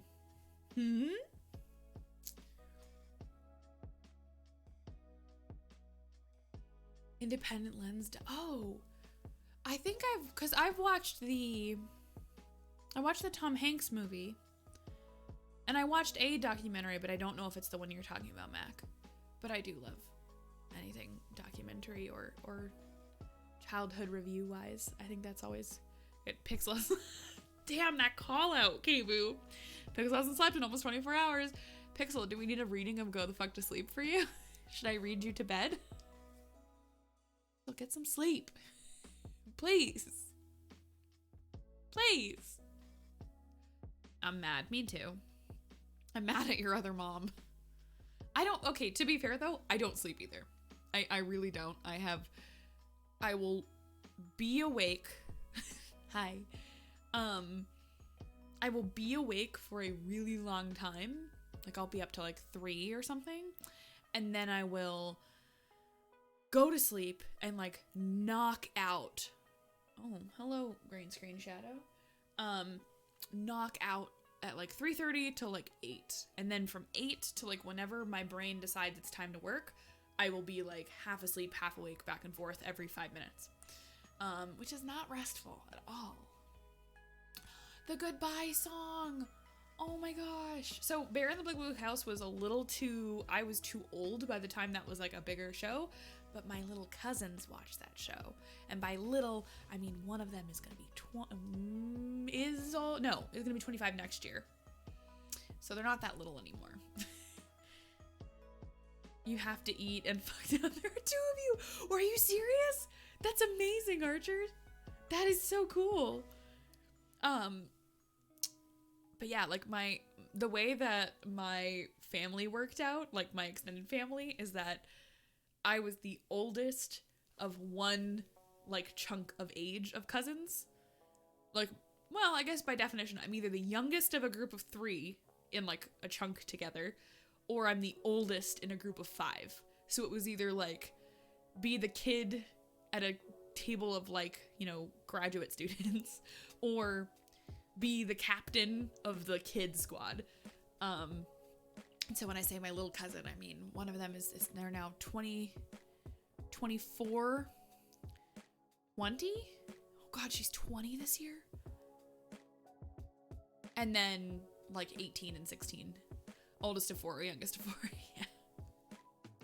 The cat's not so close to their kittens. The lamb has laid down with the sheep. You're cozy and warm in your bed. Please go fuck to sleep. Do we need a good night too bot command? We have good night, but do we need a good night too? And it's like good night number 2, and then you tag somebody and it gives them that line, because I think that's perfect. Bear in the Big Blue House was cute. But it's streamiversary. I'm gonna cancel the stream right now, Pixel. Stream's done. Pixel needs to go to bed, guys. See you later. It's over. Bye, everybody. I'm kidding. For legal reasons, that's a joke. Please come back. For legal reasons, that's a joke. For legal reasons, that's a joke. Please don't leave me. You know what's gonna happen? I had that up for a quarter second too long. That's gonna be the frame that Twitch archives for, what was I gonna say? That's gonna be the frame that Twitch archives for like the preview on someone's screen. And they're gonna look at their dashboard and be like, which of my friends are live right now? Oh no, Libby's ending. I know myself. I left it up for too long. God, I love that. Please go. I think I was gonna say I thought the tag command was a little bit different, but I might be wrong. Yeah, it's I thought it was $user. Or what's this? Open. Mute. Oh, it's me. Well, okay, so clips are basically completely gone, which sucks. Anything from before this month is gone, which blows. Harris Heller's in my Spotify year in review. I feel like my entire thing is gonna be Harris Heller. It's gonna be like, your Spotify year in review. Here's the same 3 musicals you listen to every single year, one playlist that you keep repeating, your workout playlist, and Harris Heller. Like, I know exactly what it's gonna be. I know. Thank you. Perfect, Jamie. I know exactly what my Spotify year in review is gonna be. Oh, is it already up? Is Spotify year in review already up? Oh, I want to know. I don't want to know that badly because I don't want to open it on stream because I'm afraid. I'm super afraid of copyright stuff now, but I will check it out later. 2020 page. Okay. Please don't make any noise. Please don't make any noise. I'm going to mute the tab. 2020 wrapped.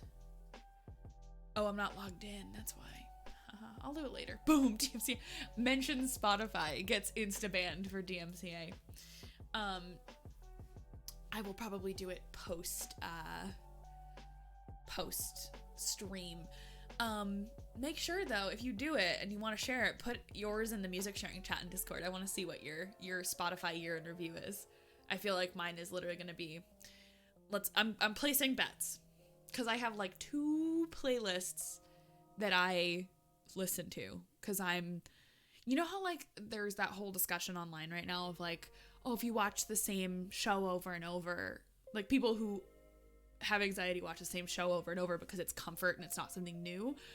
I'm like that with music, and I have like one playlist that has no genre or like specific guideline. It's just like Libby's music. I have that. I have my mixtape. I have Phantom, Hamilton, Love Never Dies. My robotics hype list, and then Harris Heller. That's it. That's my whole Spotify. And based on the amount of time I spend playing Harris Heller, because I stream theoretically 12 hours a week, God, that just hit my brain.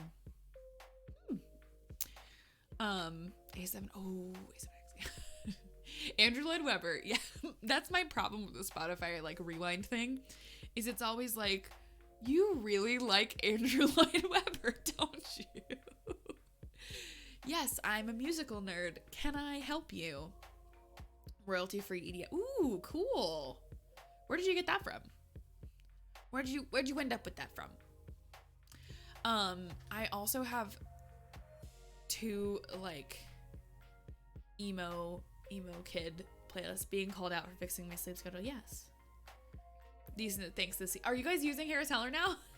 I had a long talk with someone from your show team, Jamie, take a wild guess, about the DMCA rules we did for this year. Oh, for CNE. Sorry, I'm not talking about Canadian shit. Different Canada shit. Sorry. My brain hurts. Not FCL, but for the CNE streams, yeah. It works. Spotify, what is that? I only use Apple Music. Okay. I have the walking DMC. That was the first thing I brought up. I was like, can't do that. The Jekyll and Hyde musical. No, I have not. I'm very deep in Ratatouille musical TikTok though.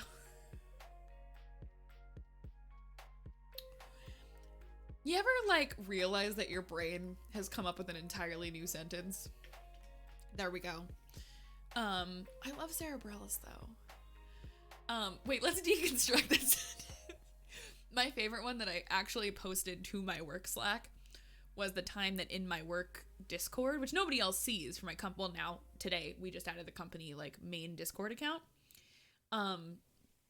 But nobody sees the Survive Discord because nobody checks it except for me. So I uttered the sentence, "Please stop simping for mod mail." And I screenshot it and was like, Okay, that's just what I say now. That's just that's a whole, you ever just come up with a whole new sentence.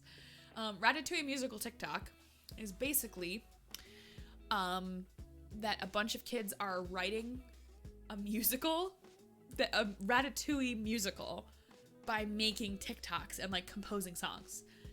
Makes cute jumpers, and she made a Ratatouille musical one. Yes. You can't stop us from simping for Mod Mail. Please stop simping for Mod Mail. Ooh, Taylor Swift too, because I did a lot of folklore repeating and Chromatica, Lady Gaga. There's a DVD recording of the performance. It's starred by Hasselhoff, of all people. What? This is the strangest thing I've ever heard. I have not listened to Mean Girls yet.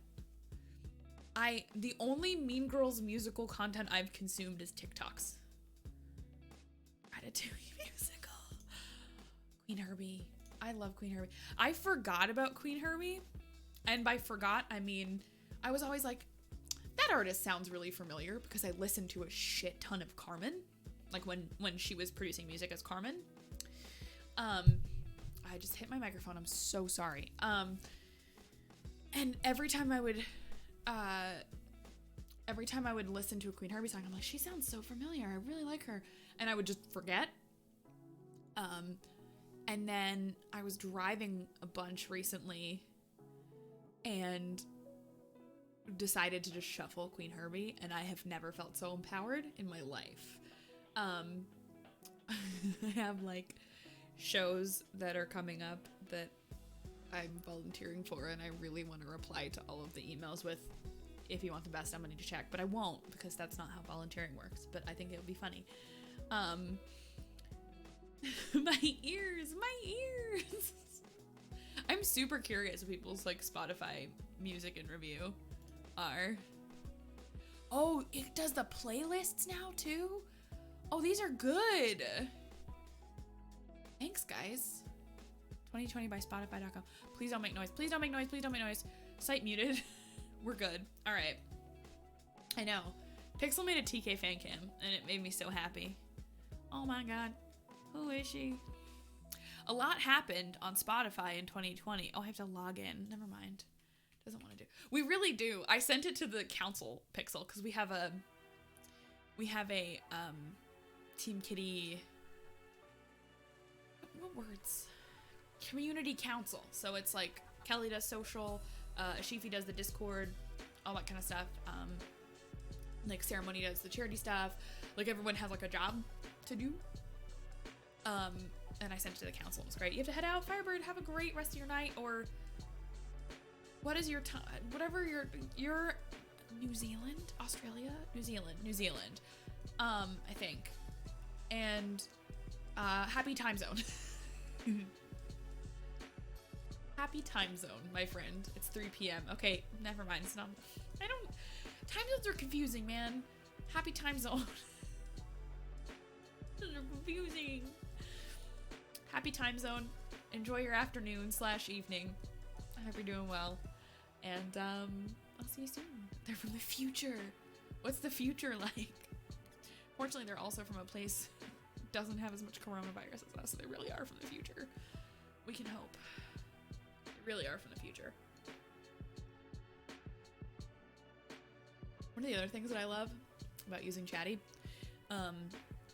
which I have forgot for months how to use, I had to have Lan teach me again, but is that you can see, you get a little pop-up when people you follow go live. So I love seeing people's stream titles just like pop up at the bottom of my corner. Future. They're from the future. Goodness gracious. I really do want to do the Spotify thing, but no, my brain, why are there so many clips of me saying the word germies in Discord? Why? Oh my goodness.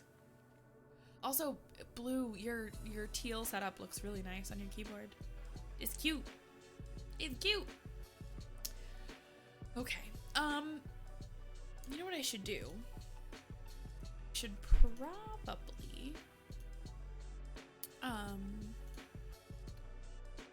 because we're like we're right behind 2 hours. I was gonna say, probably do a break and then pick a thing to play.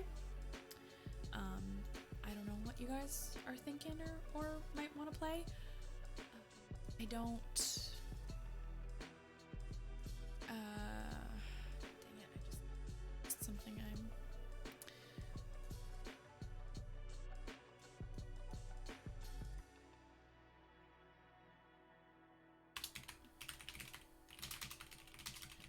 Impersonation of staff, even as a joke, isn't acceptable. Boop. Jackbox could be fun. Jinx, y'all owe me some Dr. Pepper. Whatever your heart desires. So I can go take a nap. You guys are good? Just sign off and take a nap? I'm kidding. That's a joke. No, I don't want to do that though. I want to hang out with everybody. I have admittedly had a very, and like most of it is work related, just a very like draining couple of days. Coming back from a couple of days. Fuck, it's only Tuesday, dude. Like, coming back from Thanksgiving. Why Nardo? Hey Saul, how's it going? How's things? Will they finally believe me about how long I've been streaming for? Or how long I've been in the industry when I have 5-year stream? This week's been so long, it's only Tuesday. I was 10 minutes into a call with a coworker and we had like 10 things planned to talk about. And she just goes, dude, I'm exhausted. Can we do this another day? And I was like, yeah, no problem. Cause I don't have Minecraft installed and I'm not a, I don't know. I'm a Minecraft baby. Your dog is a zoomy puppy. Yeah, we could do Jackbox could work. We could do, I don't know.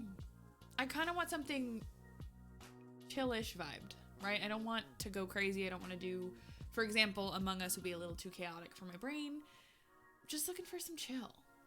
So what I'm gonna do is I'm gonna put my break screen up. Step AFK for like 3 minutes ish. Post in the chat what you think we should go play. And I will make a decision when I return. Is that a fair shake? Is that a fair plan? Or we can just chit chat. I don't know. Just post in the chat, whatever, and we'll make a poll about it or decide when I get back from break. I'm just gonna refill my drink. I'm gonna take a stretch break. You should do the same. Get a snack, roll your shoulders out, do all that. As the screen says, I will be right back. Catch you in a moment.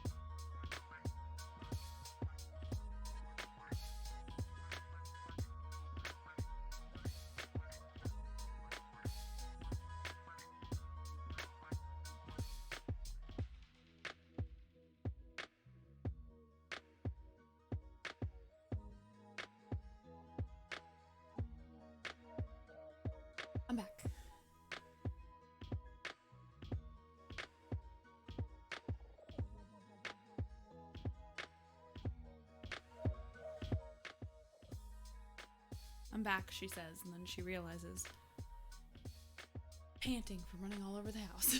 Also, for my fellow curly-haired fam, my stream break is also when I put smoothing cream on my hair, so it's not so fluffy. But hi. What do we want? So there's Stream Racer, Jackbox. I don't have Stardew installed right now, Briz, but potentially a future time. Sleepy Times 3 a.m. Chody, I'm so glad you're here. Thank you for being here. Thank you for joining from the raid. I appreciate the heck out of you, and you are so lovely and wonderful. Okay, what do we play? Planet Zoo. Planet Zoo might be slightly too brain heavy for me, but I'll put it on the vote. How about I do Jackbox, Stream Racer, and Zoo on the vote? We can decide. My Spotify not. There we go. There we go. Manage poll. New poll. Game.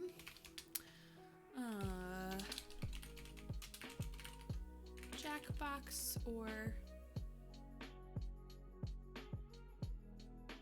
Not sure. Let's do it between Stream Racer and Jackbox, and if you're really dying for something that's not either of those, please speak up in chat.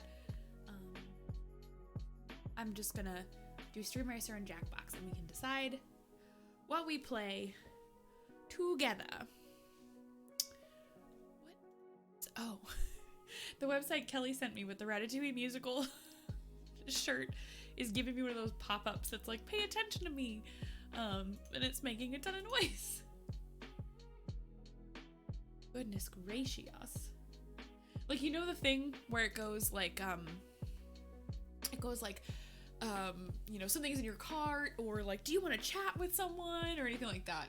It's giving me one of those notifications. Ooh, Jackbox is hard winning. Okay.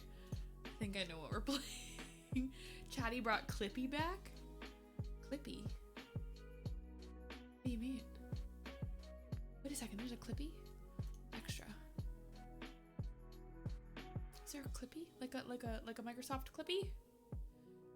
Sweaters are so cozy. Oh, I don't need any more hoodies or sweaters though. I don't need any of that. I have way too many. Windows XP. First of all, the fact that you thought Clippy came with XP and not like, what was it, 95? Oh. I had the dog too, but I was a kid and we had a golden retriever. So I would always make Clippy into the dog. Here's my lipstick, I found it. I have a little like shelf under my monitors. And this rolled all the way back. Rise an old lady. When they didn't know who Stacy London was in the Discord, Pixel, I couldn't do it. I can't do it. I can't handle that shit. My heart hurts too much for that. Okay, it seems like Jackbox has won the poll here. Who is Stacy? I'm done. Bye.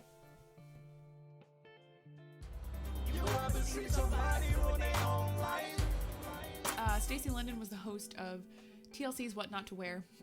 She was an absolute silver fox before this phrase silver fox existed. She... K-Boom just killed her. Stacey London was, she's a fashion, I don't know if she was a fashion writer or a fashion designer, but she has some sort of fashion background. She was the host of a show called What Not to Wear, in which they would take someone with a god-awful, terrible wardrobe. And by that I mean something that didn't show off the best parts of them, right? Like, it was people who, like, either were, like, stuck in, you know, ruts and didn't undress a certain way because they believed a certain thing about themselves. It's, like, such a body-positive show and, like, life-stage positive show. Like, when you say it's on TLC, you kind of think of, like, the way that TLC shows are now, which is, like, trash on someone's lifestyle. What was I gonna say? What Not to Wear was a super, super positive show, and it was all about, like, hey, like, you know, this my grandma, like, never gets dressed, and she always wants to wear, like, sweatpants, but, like, people don't take her seriously at work, and I want her to be able to grow, and, like, all these things. So they'd take you in, and they'd make you go through your wardrobe and understand what was working and what wasn't working for you, and then they would get rid of everything, unless it was, like, sentimental, and then they would teach you how to shop for a new wardrobe. That was flattering and, like, made you feel good. So it's Queer Eye. Oh, that's Queer Eye except just clothes. Yes, I guess the original Queer Eye came out around the same time. I got the most interesting message today. Now that I've already been on the rant from work about how someone thinks it's a smart idea to insult me by calling me trans. Anyway, Queer Eye, but only Tan. I love Tan France. I love Tan France so much. I would die for Tan France. He's so cute. Anyway. Anyway. What was I totally lost my train of thought. But it was very body positive, and it was like, here's ways to flatter yourself. Here's ways to feel good about yourself. Antony's baby. True. There's something about Tan France that I don't know if it's the accent, it's the look, I don't know. Obviously that's not I was gonna tell you about my insulting thing. So I retweeted something this morning because an org that I am a mentor for, Queer Women of Esports, is looking for volunteers for a couple of roles. They're looking for a social media manager, they're looking for like a brand partnerships manager, like a lot of stuff that's really similar to what people do on the Team Kitty Council, but it's volunteering specifically for Queer Women in Esports. So I retweeted it and I shared it and whatever, and I got this random fucking DM, and I messaged one of my best friends about this today. And I get this DM that's, what, so you're gay now? First of all, if I were, what would be wrong with that? And second of all, just because I support an organization does not mean that I necessarily fall into that group. But the answer I was gonna say was like, yeah, maybe I am now. Just because you said it, I'm going to be out of spite. I've changed who I am out of pure spite because I shared something specifically in support of Queer Women of Esports, and the response I got was, "What's your gay now?" Like, dude, are you kidding me? But also bisexuals, exactly. Because we talked about this. We talked about this specifically in reference to Stacey London. Nothing now. Cat whiskers are on sort of a random rant at this point. But like, damn, man. And what if? I just loved that the implication was that I supported an organization for queer women, and therefore I must be one. It's like, maybe I just believe in people? Like, crazy idea here. Maybe I just want people to succeed. Anyway. I don't know, man. Me like turtles. I like turtles. They're great. Okay. Just because I support NASA doesn't make me an astronaut. Holy shit, why didn't I answer that? I'm gonna answer that. I'm gonna respond to that DM with, just because I support NASA, that doesn't mean I'm an astronaut. Holy shit, that's perfect. That is the perfect response. I heard NASA. Matora, of course you did. So, Matora, the short TLDR is I retweeted something from an org called Queer Women of Esports today, and someone goes, "Oh, what's, you're gay now?" And Archer's test's response was, "Just because I support NASA doesn't make me an astronaut." And I love it. I follow Tesla, that doesn't mean I own one. Yup. Oh my god, that's such, I swear to you, that's my new response to anything that's like that. Wait. Pixel makes us space cadets every single, what are we playing? Oh, Stream Racer? Jackbox just won the poll, though. My brain is going like, yeah, streamers would be fun. But Jackbox from the poll. What are migraines? The first and only time I had a migraine was in the middle of school. Oh. My friend, I've had a migraine for like 4 years straight. I don't even have an answer for that. They're awful. They're awful, and I'm so sorry that you struggle with them. It's the worst. There are days that I don't stream because it's too bright. Some of the times when I skip stream, if I say I'm not feeling well, it's probably because my lights are too bright, and I just can't. So I'm very shiny today. Why am I so shiny? There's only once. Good, okay. Well, good.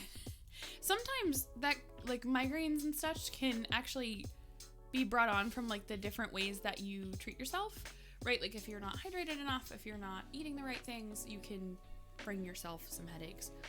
NASA equals astronauts. Pixel makes us astronauts with bib bombs and stream racer. Therefore, we are NASA space cadet. I think my lights are positioned wrong. What are yours like? I used to have the world's angriest ring light. It was I made a huge mistake on Amazon, and I bought an 18-inch ring light. And it's so bright. It was like I would have to. At one point I had, this was many living spaces ago, but I actually had to move my desk about a foot out from the wall because I needed to be, I'm sorry, you're not gonna be able to hear me. I needed to be like, I'm hanging onto my desk for dear life, like way back here for the light to not like be super bright. Yeah, mine are Pixel. If I had to like diagram it, they're about a foot, so I have the key lights, which means they're on a little pivot head, so you can kind of like, instead of just a light where you're up and down, it sort of like can go in any direction. Mine are 8 inches taller than my head, and then I have 2, and they're kind of like angled. I'm actually like, I'm trying to like block them with my hands and then bring my hands into frame. They're sort of like angled down at me. More light equals better. More light equals better until you're I mean, I know you know that, but like until you're staring at it for 4 hours. Because right, if you're doing a shoot for, let's say, a YouTube video, and your video is going to be 15 minutes long, so you film for 30 minutes, it's not that big a deal. But for a 4-hour stream, it's not ideal. More light is better. The reason initially that I've been so hesitant to green screen is, 1, because I have curly hair and this shit happens, but 2 is you need your lights brighter for the green screen. And fortunately this week or last week too, I've been pretty okay, but I can actually turn the key lights down. They're about 20% brightness right now, and if I turn them down, it's obviously a lot more bearable. I'm very much a soft lights kind of gal. That's why I'm switching back out of the green screen. Like this is, let me see. These guys are at 23%. This is the dullest they get. That's obviously bad. And then that's 30. Oh, I'm shiny. And then there's like, you know, the sun. This isn't all the way up yet either. This is 80%. Ow, that actually really hurts. Okay, we're going back. We're going back. Oh, see, now my eyes don't hurt. It doesn't feel as bright because I've comparatively cranked it all the way up. Too many lights, yeah. I really like the key lights, Matoro. I will admit that I probably didn't need them until I actually wanted to start green screening, because I could have gotten away with the ring light that I had. But I'm really grateful for a couple things. One is that they're so adjustable, and the other is that I can connect into my Stream Deck. Like, I think if I had something with a dimmer switch that wasn't on Stream Deck, I'd be like, no, okay, like it's a light. But the connectivity to everything else is what's helpful for me. Last, have a great night to all my fellow Bob Ross babies. Last, it was so nice to see you. I hope you're well. I'm wishing you all the best. Let's catch up soon and have a great night. But yeah, I like my key. I got 2. I impulse bought them, honestly, because I was having so many streams where I was choosing, like I said, I had this 18-inch massive ring light, and it was the lowest, it was on a dimmer, but the lowest setting was probably twice as bright as these. Sideburb! Hi, can I get a watch command for Sideburb, please? How are you? It's nice to see you. But my thing with the key lights is the dim setting is much dimmer than any other light that I've had, and the ability to control them from your Stream Deck or, like Hallway just said, from your phone, I like. Not spawn, not add. I have no relationship with them. That would be nice. I use a lot of Corsair products. I use a lot of Elgato products. I use a lot of SteelSeries products as well.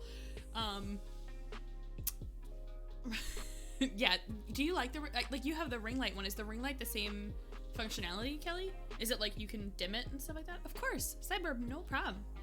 That's what we do here. We find people who are good people, and if those good people also stream, then they get shoutouts. We got lots of good casters in my chat. We got Kelly, we got Hallway, we got Matoro. My lovely friends. You like, see, I can't do, I like how versatile they are, is what I'll agree with you on. I don't personally like bright light. I have migraines, I have big headaches.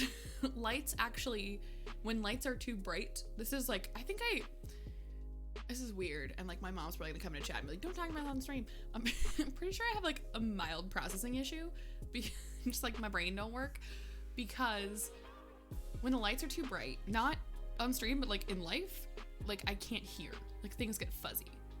Like you see this like static around my hair, if the lights are too bright, that's what like my brain does. Anyway, so I have streamer brain on steroids. But I like how dim they can get, because if I'm having a migraine, I know I can make camera settings look good with the lights all the way down. Not with the green screen, obviously, but if I just want to, like, y'all know I have that like the light curtain in my office. I have like just like a cozy vibe background. I'm redoing some stuff, so I promise we won't have the green screen forever. I like the green screen though. I don't know. I like the green screen. Sometimes. I like the green screen for gameplay, but not for chit-chatty. Anyway, we'll talk about that. But I know that when I'm having a headache or I'm having a bad headache day, I can turn the brightness all the way down and be okay and probably still manage through a stream. I also like when I'm using this computer for work, I don't need to do the stream lights, right? Like the crazy bright, almost like stage light effect, but I do have like a nice front light. And then when I want a green screen, I don't actually have any other lamps anymore. With the key lights, I have two. I have them at about 20% brightness right now, and I don't have any other lamps or support for the back of my green screen. So this is, I know my hair is fuzzy, please don't judge that. If I put a solid surface up on the edges of my body and my hair isn't so curly and frizzy, you can see these lines are immaculate, right? This is not a green screen or a lighting problem, this is a frizzy hair problem. But if I put all the frizzy hair inside of the hood, the lines are fantastic. If you fiddle with it, it plops up. Is it on a desk clamp or is it on a tripod? Because I know the key lights are like on the desk, like screw down clamps. That's the other thing I love, because my ring light was a tripod that I had. Like it was on its own independent tripod, and I would have to like shove the tripod behind my desk and then like shove the desk against the wall, which was not good. But the thing I like about key lights too is if I really wanted to, let me make sure I remember my settings, 4700. Let's say I was like, man, I'm looking a little like warm today. Why don't I make my lights cooler? That's obviously gonna look really bad because I'm green screening, but like, I like that I can sort of mess with it and shift it about. The frizzy hair containment struggle. The problem is, it doesn't have to be like this. I can straighten it, but I'm so lazy, dude. Like, okay, I really don't wear makeup except on stream days at this point. Like, I used to be big, like, fashion. I'm like a purse, shoes fashion girl, not so much an outfits fashion girl, but that's not the point. Like, do fancy fun makeup, like, do my hair, look all cute. This is it. This is the nicest we get.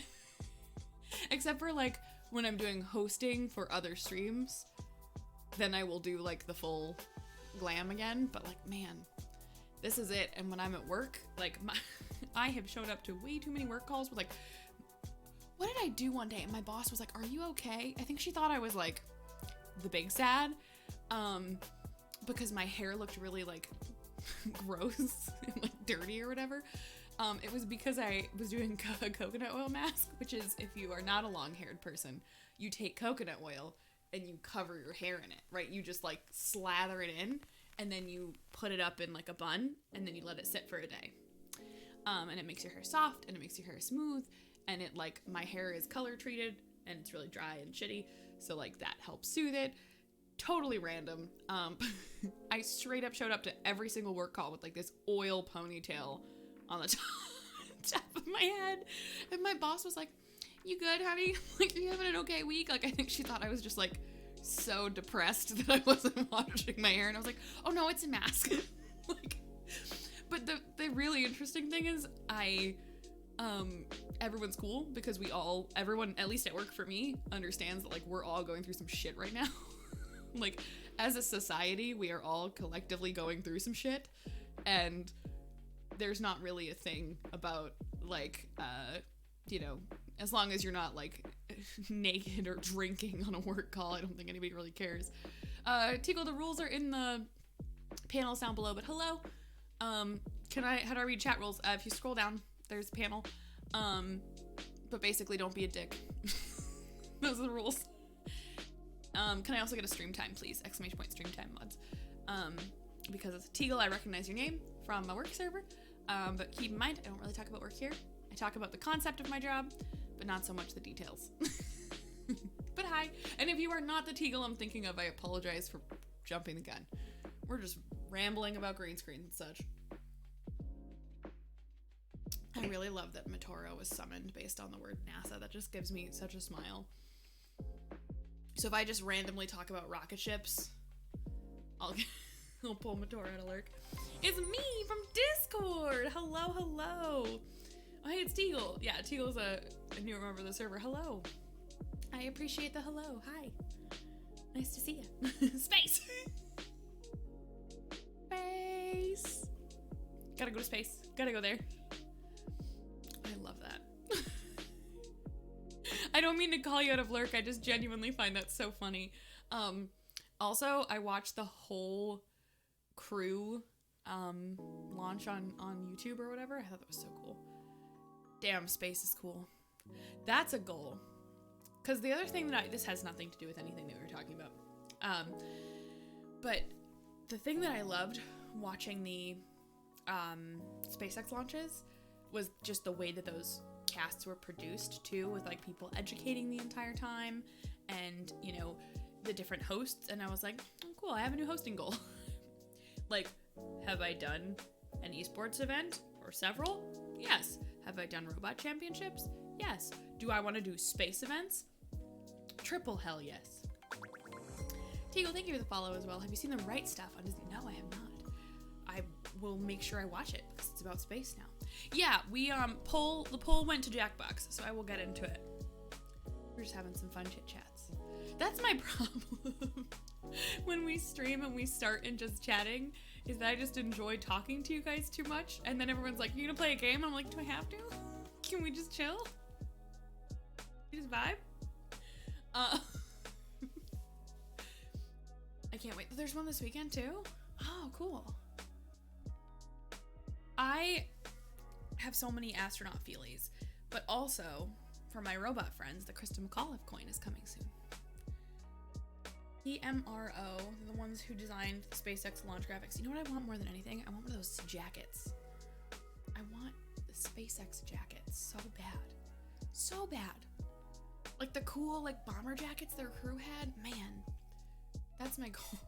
Just like how 6 years ago I started doing Playlight for the Flex. I'm gonna start being a space host for the jacket. I just want the jacket, man.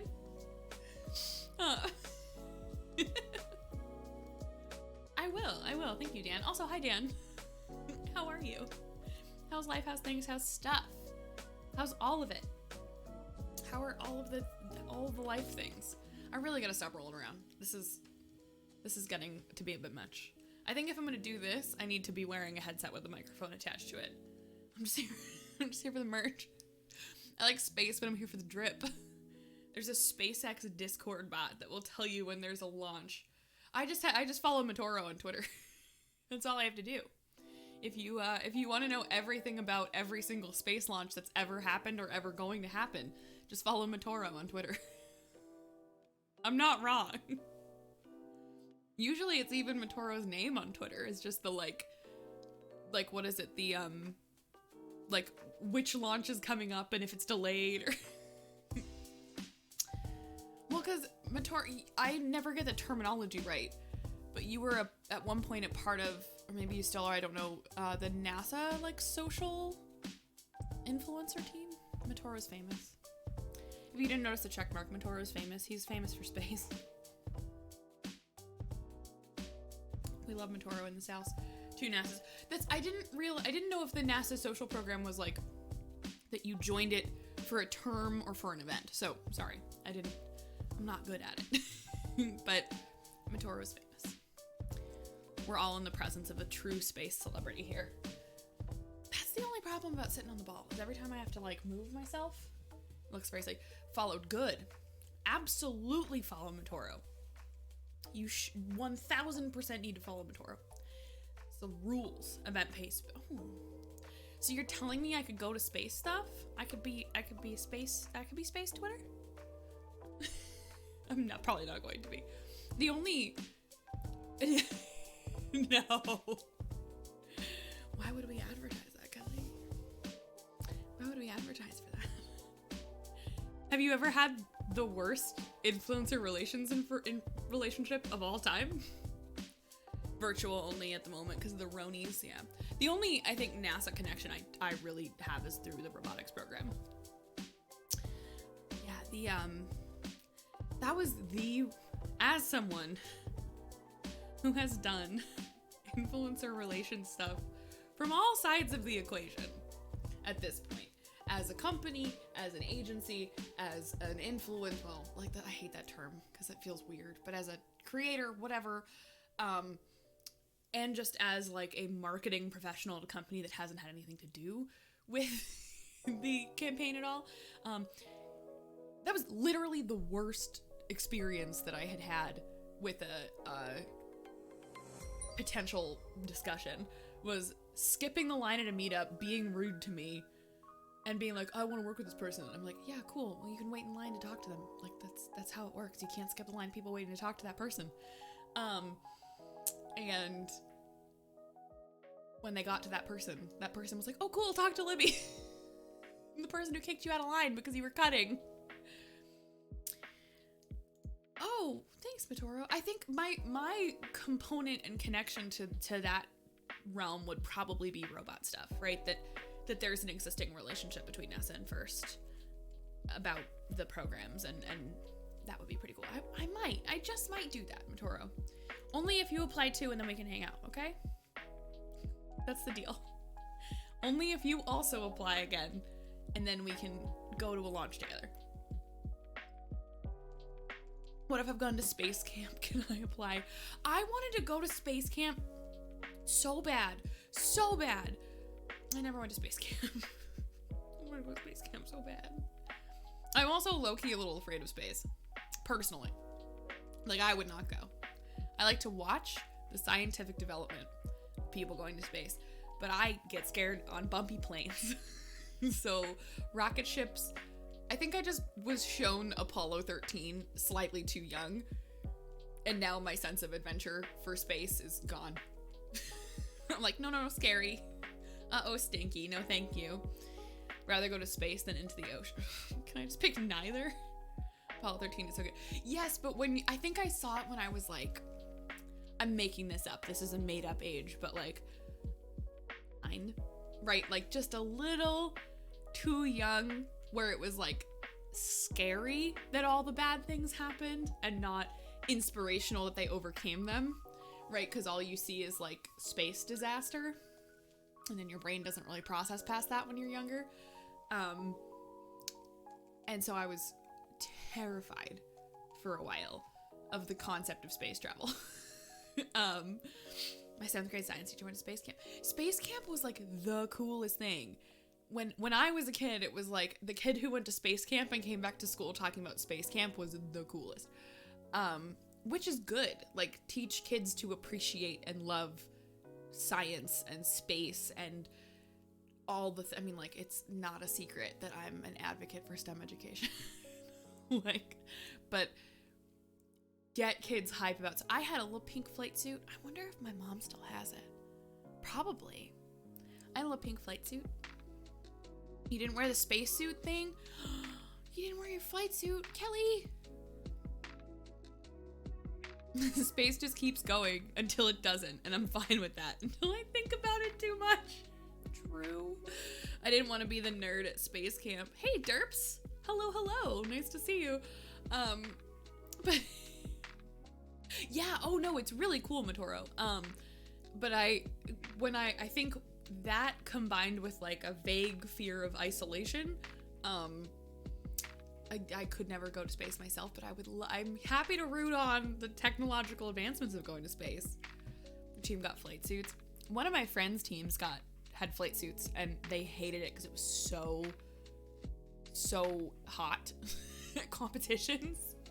I guess they weren't flight suits, but they were like the mechanics jumpsuits, which is essentially the same thing in a casual context, right? If you're not actually going to space. And they were uncomfy. But yeah, the other thing, you know what, this is like welcome to group therapy with just me.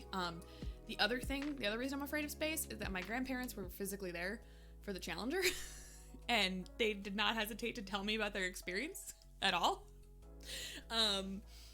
My grandfather, this is not a surprise to robot people at all. My grandfather was actually, so my grandparents at the time lived in New Hampshire. My grandfather was an artist, a very good one. And on the Challenger was a teacher. Her name was Kristen McAuliffe, and she was going to be the first teacher in space. She was from New Hampshire. So the state of New Hampshire actually, like, picked my grandfather to send him to the launch to do a piece of art about the launch. Because it was going to be this cool thing with, like, her portrait and, like, the rocket ship. And, like, because what my grandpa would do, because this was, you know, the 80s and 90s, right, when he was doing this, well, much earlier than that as well, but, like, all of these other pieces, he would do things like take Polaroids and do art from the Polaroids, or take photos, or, like, you know, rather than just from memory and, like, you didn't have a phone to take a picture on at the time, he would do Polaroids. So, he went and he was, like, at the launch and was supposed to be there, and then he was gonna, like, take in this beautiful sight of a launch and then do art for it, and they were gonna do like a mural or a portrait or something really cool with, like, her picture and the launch and all the stuff. And obviously that didn't end up happening. That was not the piece of art that ended up happening. But I think between that and being very young when I watched Apollo 13, I was like, astronaut's not for me. Like, I'm sorry that I hit my microphone so often. I wanted to be an astronaut so bad as a kid. I wore my pink spacesuit, my flight suit, like, every day. I played dress up in it. I tried to go to school in it. I wanted to be an astronaut so bad because when I was a little bit younger, I met Sally Ride, and she was my friend for one whole day. And I wanted to be, I was obsessed with space. Obsessed. And then, yeah. So it's actually a very fun story. It has to do with robotics, of course, because all of my cool technology stories have to do with robotics. But Sally Ride came to Robotics Championship in 1990 something. I genuinely don't remember. I was a child. Please don't come for me. She was a judge at our Robotics Championship. And my dad was a judge at our Robotics Championship. Because it's my family started a global nonprofit many years ago for STEM education. ! Robot or robots in the chat, I don't remember. But my dad always judged at the championship, which was in Florida. It was at Disney World. And the whatever, you know, weekend happened, and Sally Ride was going to be a judge at the tournament, which was super cool. She like spoke in the morning. I'm pretty sure, I might be mixing years together, but there was also a year where there was a launch the morning of the championship, and so like we stopped opening ceremonies and all like looked to the right for a second, and then you could like see the launch go up, and then was like, anyway, back to like it was cool. I don't think those were the same year. That might have been different. Back when it was on SPN. Hey, no, wait, what's up? How are you? I love my robot rant. Anyway, Sally Ride was a judge, and my dad was a judge, and I was a child, and I had nothing to do. So I would follow my dad around, or my dad would like find a team that he vaguely knew and would be like, watch my kid for a little while. If you kill her, you don't win any awards. That's a joke. But he would just like, because this was the 90s, he would just like hand his child to random people that he like knew from local tournaments. So lots of like the New Jersey team, or like there was a team that was from the town next to where I grew up. And so like he would be like, I know these people and I know what school they're from. Here's my child. They actually ended up mentoring my team when I started my team, which was pretty cool. But at one point I would just like follow my dad around, right? I was like, my best estimation from my memory is I was like 6, 7, 8. Like I was small. So I would just like hang out with my dad, and he'd like go visit the teams, and I would like wear a little volunteer shirt. And I was doing nothing. I was moral support for the judges. But my dad's judging partner was Sally Ride, which is the coolest thing in the world. And at one point, my dad needed to do something, and there was like a area they could all like sit and work or whatever. And he needed to go do something, and he was like, hey, could you watch her for just 1 second? I'm so sorry. Like, I'll be right back. And I think we like colored or something, or like played with Legos, right? Like we just like chit-chatted as, you know, one does. And oh, it gets so much better. So my father, exclamation point, magic of med, was a pediatric oncologist, very smart man, very accomplished man, extremely smart. Like smarter and more scientifically literate than I could ever be in my entire life. And my disrespectful ass was like talking to my new friend about like her job, because I knew she was an astronaut, right? I loved space. I knew who she was. She was Sally Ride. Like, who doesn't know who Sally Ride is, right? I had books on her and stuff. And so we talked about her job. Like what going to space was like and stuff like that. And I remember her being super chill.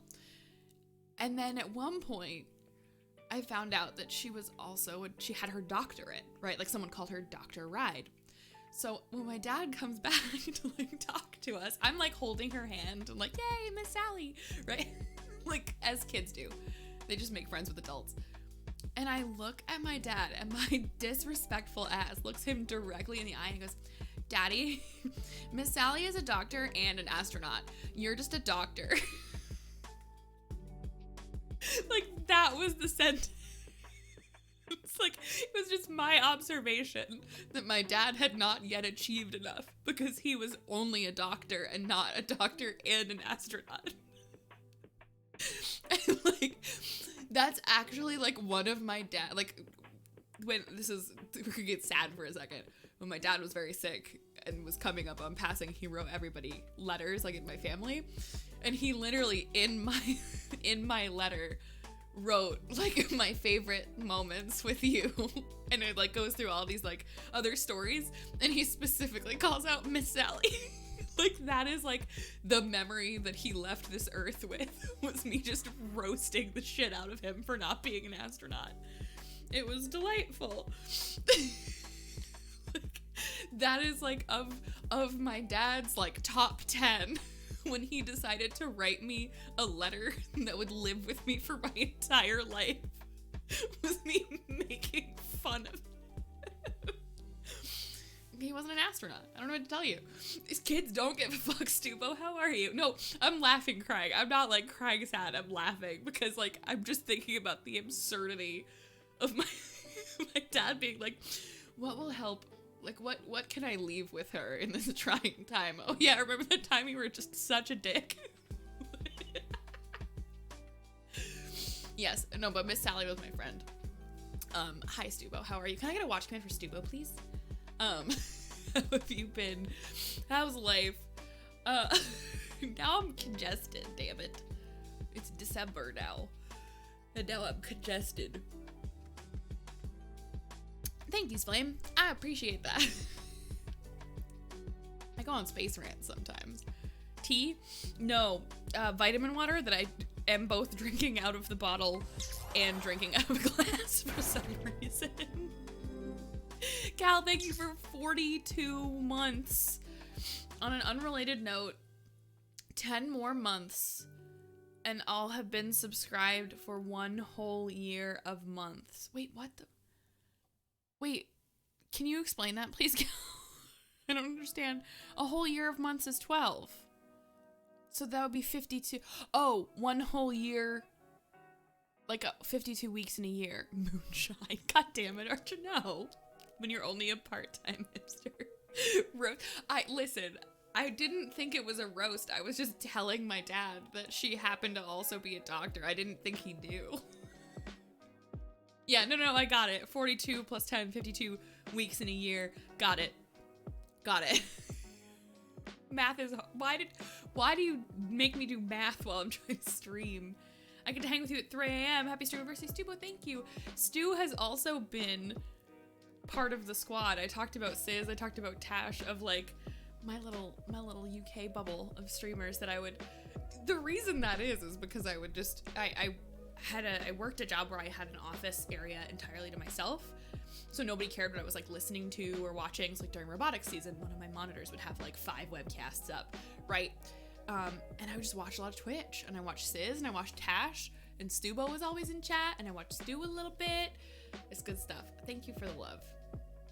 Stu is part of the squad that was like, no, Escassian, you should totally stream. It'd be so much fun. You should do it again. And now we're here. Math is important. Math is so important. But I'm very distracted when I stream.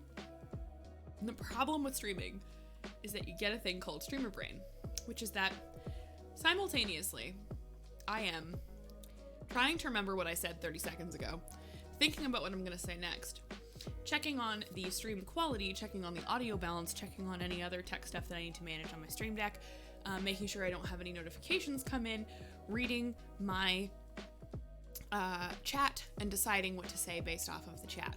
I couldn't even get through that description without having streamer brain. Words are hard. What time is Lily watching Twitch if all of her streamers are UK based? My, at the time, because I was watching a lot from my office, it was like 10 a.m. to like 3 or 4 p.m. my time that I would watch all my UK streamers from work. And I very frequently still do that. I'll like open Sis, or I'll open like a couple of my other TK girls who are UK or EU based, and just sort of like leave it open while I work. I'm a big work lurker. I do it to Jester all the time too, because Jester is usually live when I'm working, and I'll just like I work from my work laptop in a separate space, so I will just open like a crap ton of my friends' streams and just leave them. Big lurker here on the Twitch. Definitely peak Sis hours. I literally, watching Sarah at one point was a ritual for me. Like, I would get to work, I would open my email, I'd like make my task list for the day, I'd get my coffee. I had a very, my job was very, like, I didn't have meetings a lot. Like right now I have my job, I'm literally on meetings for probably half of my work hours, like just on a call with someone or talking to somebody. But at that time, my job was essentially just like do your work by yourself and send us emails.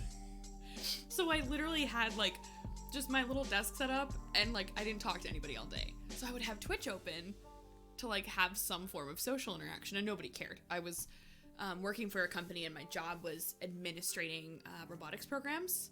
So it wasn't like I was, oh my God, you're gonna like miss an important email that's like life-threatening, right? It was just like, yeah, get your work done. Libby needs an ultra wide. No, thank you. I like having 2 separate monitors. I don't like windowed mode for stuff. I'm very weird. The thing I think I'm gonna do that I have not done is do like middling-sized TV between my key lights. Because if I ever want to play something, what I do a lot of is while I'm working on like either lurk watch to a streamer, or like or I'll watch YouTube videos, like, or I'll have like the podcast I love the most right now is Phil DeFranco's A Conversation With, because he'll pick different people from like around the internet and just have like 2-hour conversations with what feel like effectively random people, right? Like it's YouTubers, it's creators, it's a bunch of other people. I love Philly D. I have watched Philly D Sideburb since his channel was Sexy Phil. The shark tooth necklace, like edgy comedy Phil DeFranco that he like erased from the internet when he started doing a legitimate news show. I need Libby E to ultra wide. The backwards cap and the little guitar song. Like that's exactly. There are videos that I still have like saved in my like YouTube likes from 2007 or whatever that I'm just like, wow, that is vintage. I have the One Day We'll All Be Skeletons hoodie, because that's my favorite. A Conversation With is he did an entire podcast with his 5-year-old, and he asked his kid a bunch of questions, and he was like, what do you think what happens after you, like, something about life, and this little boy just goes, one day we'll all be skeletons. It's beautiful. But yeah, I'll put like a podcast or a video or a stream just like away, and the audio will sort of be like somebody talking in the next room rather than talking to me or something I'm interacting with. Do the Skeletons Journal, the new one with the like, because I have the old hoodie, the old design hoodie, and then I got the Skeletons Journal. Skellies. But what I want to do is do because my monitors they're both, one's a 24 and one's a 25, but they look the exact same to me because they have different bezels, so it's the same size unit. I think I want to do, and my key lights are like on the edges of them. I think I want to get like a 30-something TV, like not a big one, right? Just like a TV that I can then put up above, so that like, I don't know, I could put OBS up there while I'm streaming and not have to look at it. I could put, YouTube videos or something like that. The Don't Be Stupid mask, yes. I have too many, what I'm gonna call novelty masks at this point, right? Like fashion masks. And right now it's probably wise to go out in the actual clinical ones. Fancy future setup, right? That's kind of the plan. It's not a right now thing. It's a someday thing. It's a someday soon thing. But I think I'd rather do that than an ultra wide.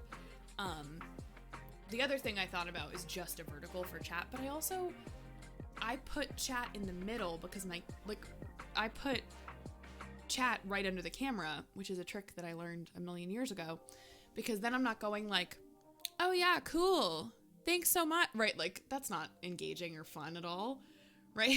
You want to look at the side of my hair? Here you go. I'll just sit here for a while. Novelty mask. Dan. No, I mean like cute flowery printed ones, and I think there's going to be a point at which those are our fashion accessory of choice, right? Like I got a bunch of like they have a filter pocket and whatever, but they're much more like look forward than they are like, are they triple layered? Do they have a filter pocket? Are they, whatever. For the demonstration store over the nose. My favorite thing when someone's mask is down over the nose is actually just saying like, hey, your mask slipped. Instead of saying, put your mask on. It's like, hey, I know you tried, but like it's falling off your nose. And most people will be like, okay. Yeah, no, and that's what I have. I got fashion ones that are triple layered with a filter pocket, but what I'm doing right now is I'm wearing actual like the disposables. Because right now America's being dumb. The mask goes over your nose. I love that.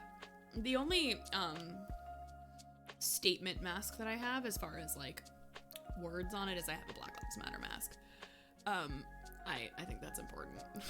I really want to go out in it so much and just challenge people, because that makes me happy.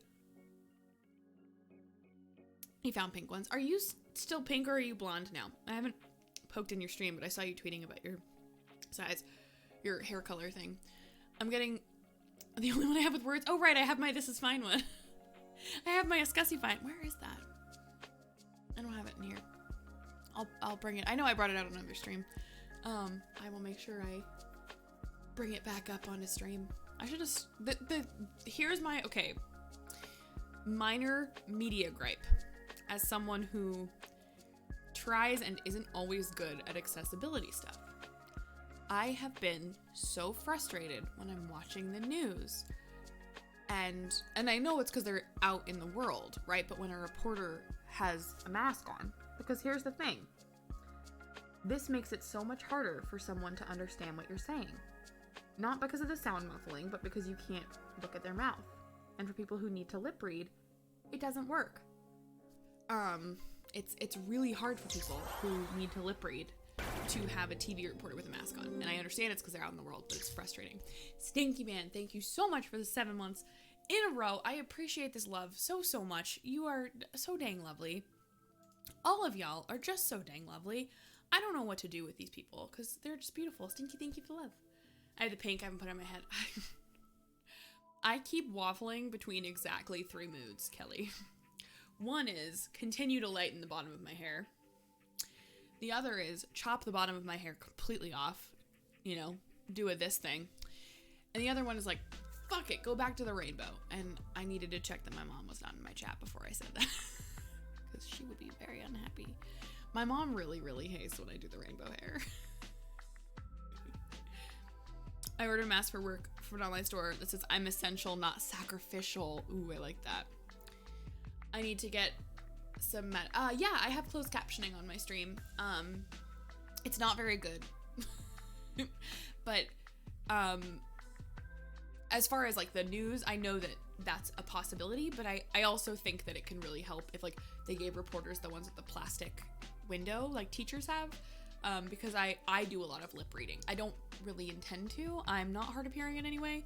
I mean, I might be, and I just am too proud. But my father was, and he was completely deaf on one side and hard of hearing on the other.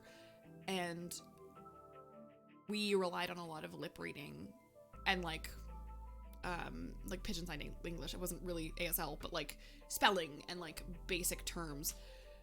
And so when I watch TV now, I realize that I lip read a lot more than I necessarily am listening. And so I just want to be able to lip. I'm not shaving my hair. I would shave my hair if we, what did I say? What did I say on my other thing? I think I said if we hit 50K next year for St. Jude, I will shave my hair. 50,000.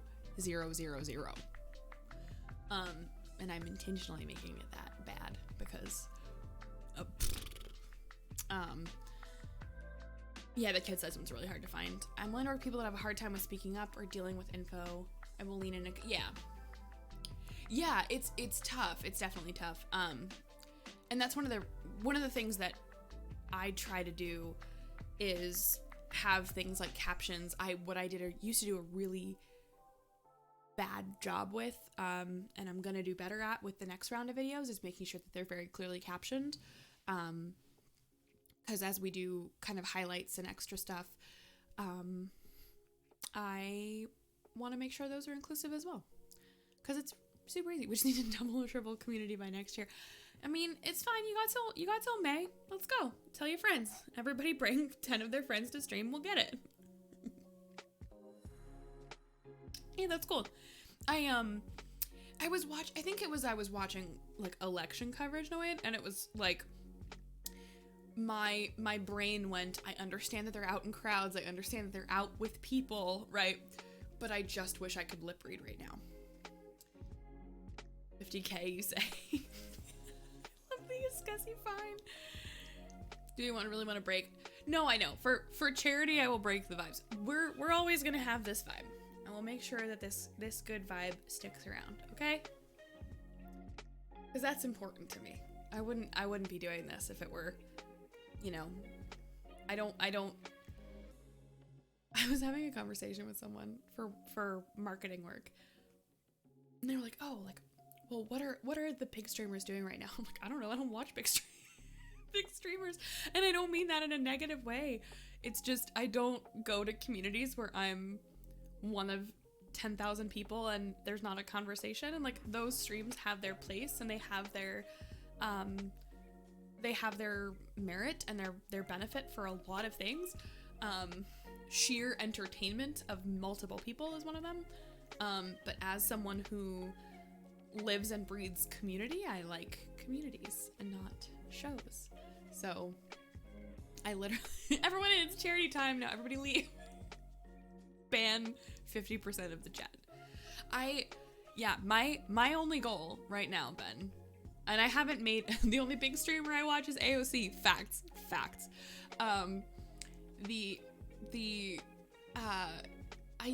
I always write down channel goals for myself, just like what I want to do or what I want to accomplish.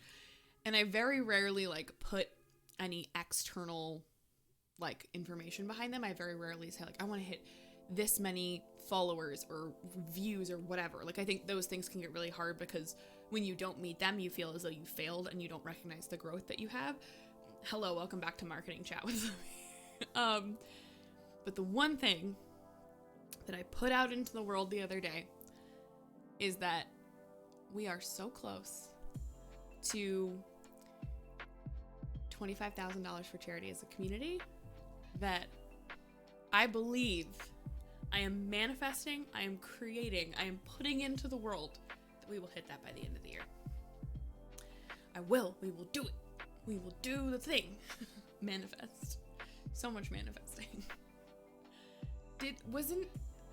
Kelly, did you also get all the full moon TikToks that I get? Because I feel like you and I have the same For You page at this point. I got so many that were like, you're gonna get the best news ever tomorrow, or like, you're gonna lose all the important people in your life tomorrow, and it's so varied and interesting.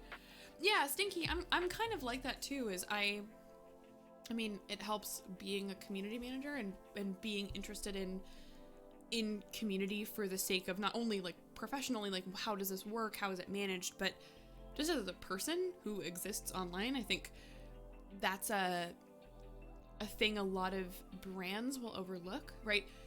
Viewers and streamers and such will want to engage with smaller, and by small, medium size, right? So, double digits somewhere to low hundreds viewers are like this bubble that I'm making up. Some people say that's big, some people say that's medium. Typically in a brand perspective, 500 to 1,000 CCU is like the beginning of big, right? And then there's like the super massive, right? There's the 20,000, the 10,000, the 5,000. Anyway, market segmentation is super fun for only me. But when you're talking about sort of that, it's called micro influencers because brands are typically dealing with reaches of millions.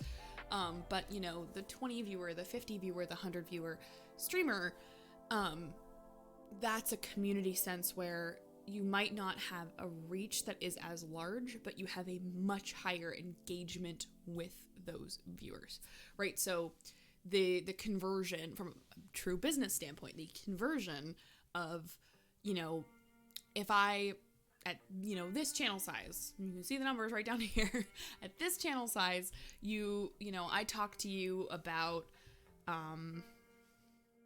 this lipstick, I don't know, this chapstick that I have, whatever, like, I'm not even gonna say who it is, because whatever.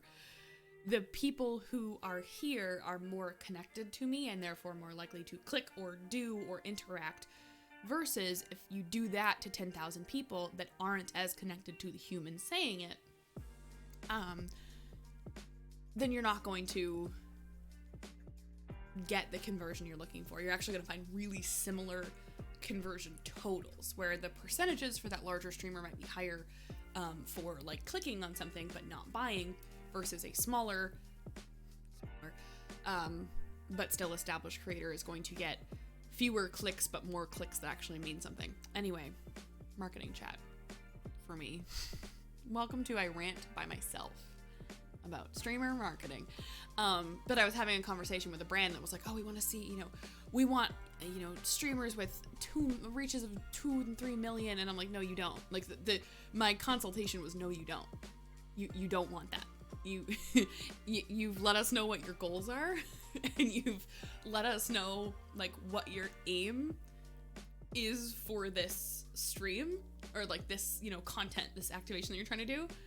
So what you're telling me that you want is in direct opposition to the idea that you want million follower people. I love Fresca and Ash. Oh, Ash is a teammate of ours on Team Kitty, and we love Miss Ash Rocks. You got the gift sub to us on. Streams are so great. I watched like just whenever the channel was live for election coverage. Wild times. I had a theory that the growth was going to drop off after the election, but that has not happened at all. Who dat? Whose emotes are dis? And Miss Ash. Oh, did she change? Oh, it's got a little peppermint heart. That's why I didn't recognize it. I should do that, like, creative-ish. I never do. Like, how many supermassives are there? Not very many.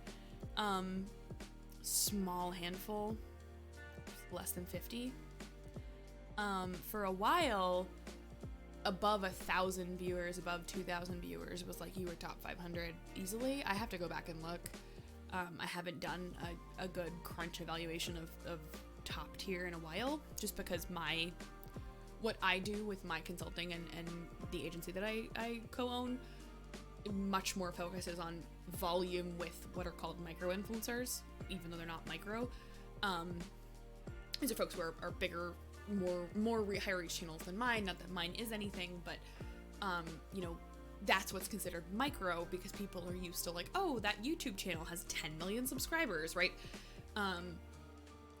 That level of micro influence, we focus much more on here is the most authentic creator to what you're trying to do, and not just here's the biggest channel you can put your stuff on. Excluding businesses or company accounts, you kind of can't, because it is still somebody that someone's out there viewing. But as far as people, there's like, what, 10? There's really not a lot. I found a shirt that I need to post it in subscriber chat.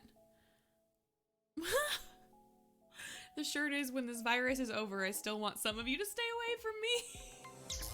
I love that. Synthetic, thank you for the resub. Happy streamiversary. Synthetic, thank you so much for being here. I hope you're well. How's your snowstorm going? Are you safe? Are you all home and warm and cozy watching it snow? What the fuck? Dave, what are you doing? Synthetic gifting 5 subs. Lyco gets one, 4G gets one, Resonator gets one, Murph gets one, Jacob gets one. Thank you so much, Synthetic. I appreciate the gift. To everybody, that's so nice. I bought a NASA shirt 10 years ago. This is I need my space and boys that come in handy. Gray found me one. Game with Gray. Our girl Game with Gray found a shirt in a store that literally was, it was like, I don't think it was the NASA logo, but it was like a rocket ship. And it says, baby needs some space. I love it. I love it so much. Dude, thank you so much for the, thank you so much for the gifted subs. You are so lovely. I appreciate you. That's really kind. You guys are nice to me. I don't know what I did. I don't understand what I did for y'all to be so kind. I found your replay, and with 12 hours, it's Harris Heller. I'm scared of looking at my Spotify, like, rewind thing. Well, for you, you're Libby. What? What? I know. But, like, okay, so come hang out with me. I'm very hyped from this. What? From your gift sub? You got gift sub. You can spam your Scuzzy hearts, and when something goes wrong in a chat, you can spam your Scuzzy finds. Well, for one. Oh, well, thanks. I appreciate. Briz, what? Stop. What are you doing? Briz also gifting 5 subs. Going to Lila, to Comrade, to Commander K, to Stubu, and to Rat Rocka. Thank you so much for the gifts. You guys, that's so nice.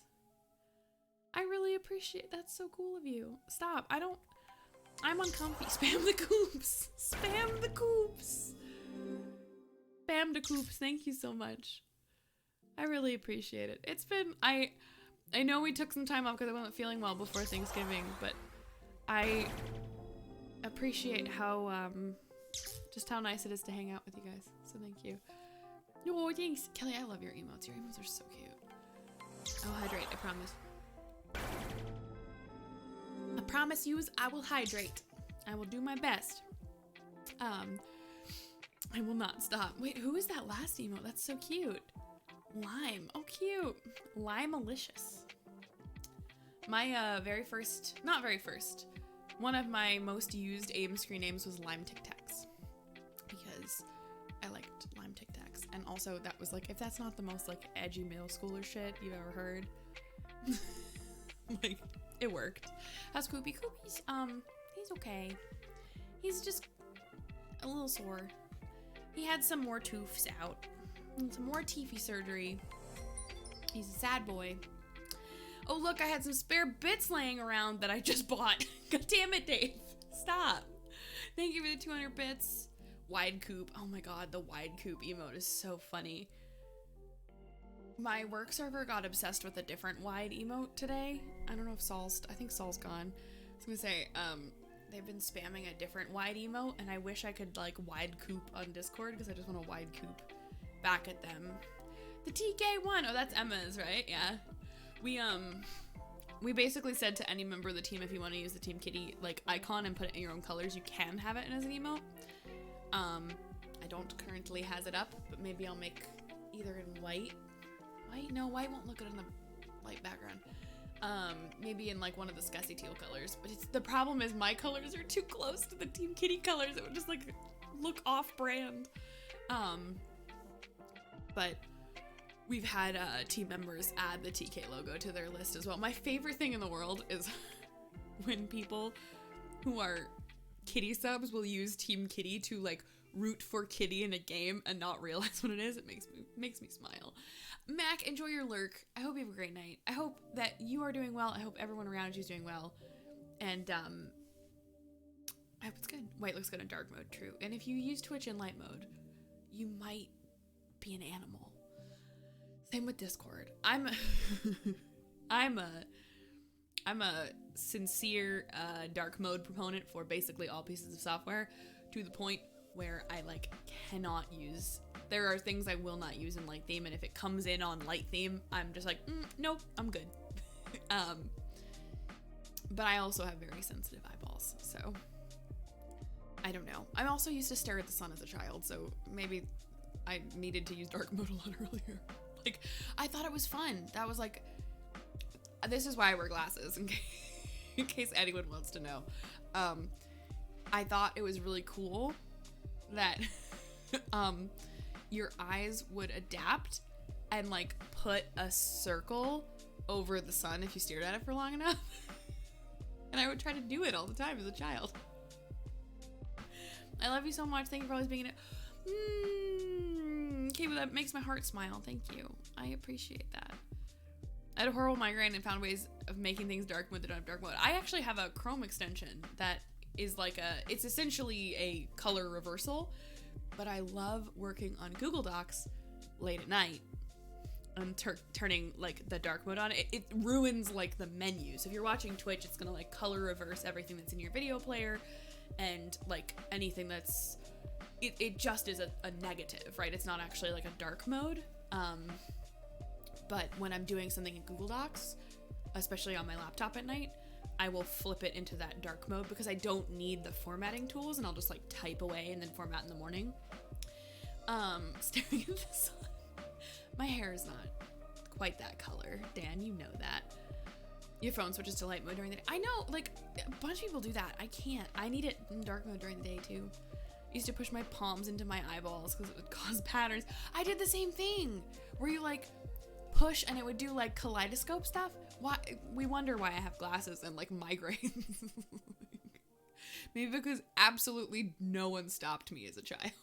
No one was like, hey Lib, stop doing that. How do I put Twitch into dark mode? That's a good question. I did it like 3 years ago. I never looked back. I believe it is on the little cogwheel next to the word chat. Like if you go to the chat, there's like the button that says chat and then there's a cogwheel next to it. I believe dark mode is in that, but I am in moderator view, so I can't see that right now. Same. Like, literally no one stopped me. There's a slider. yeah.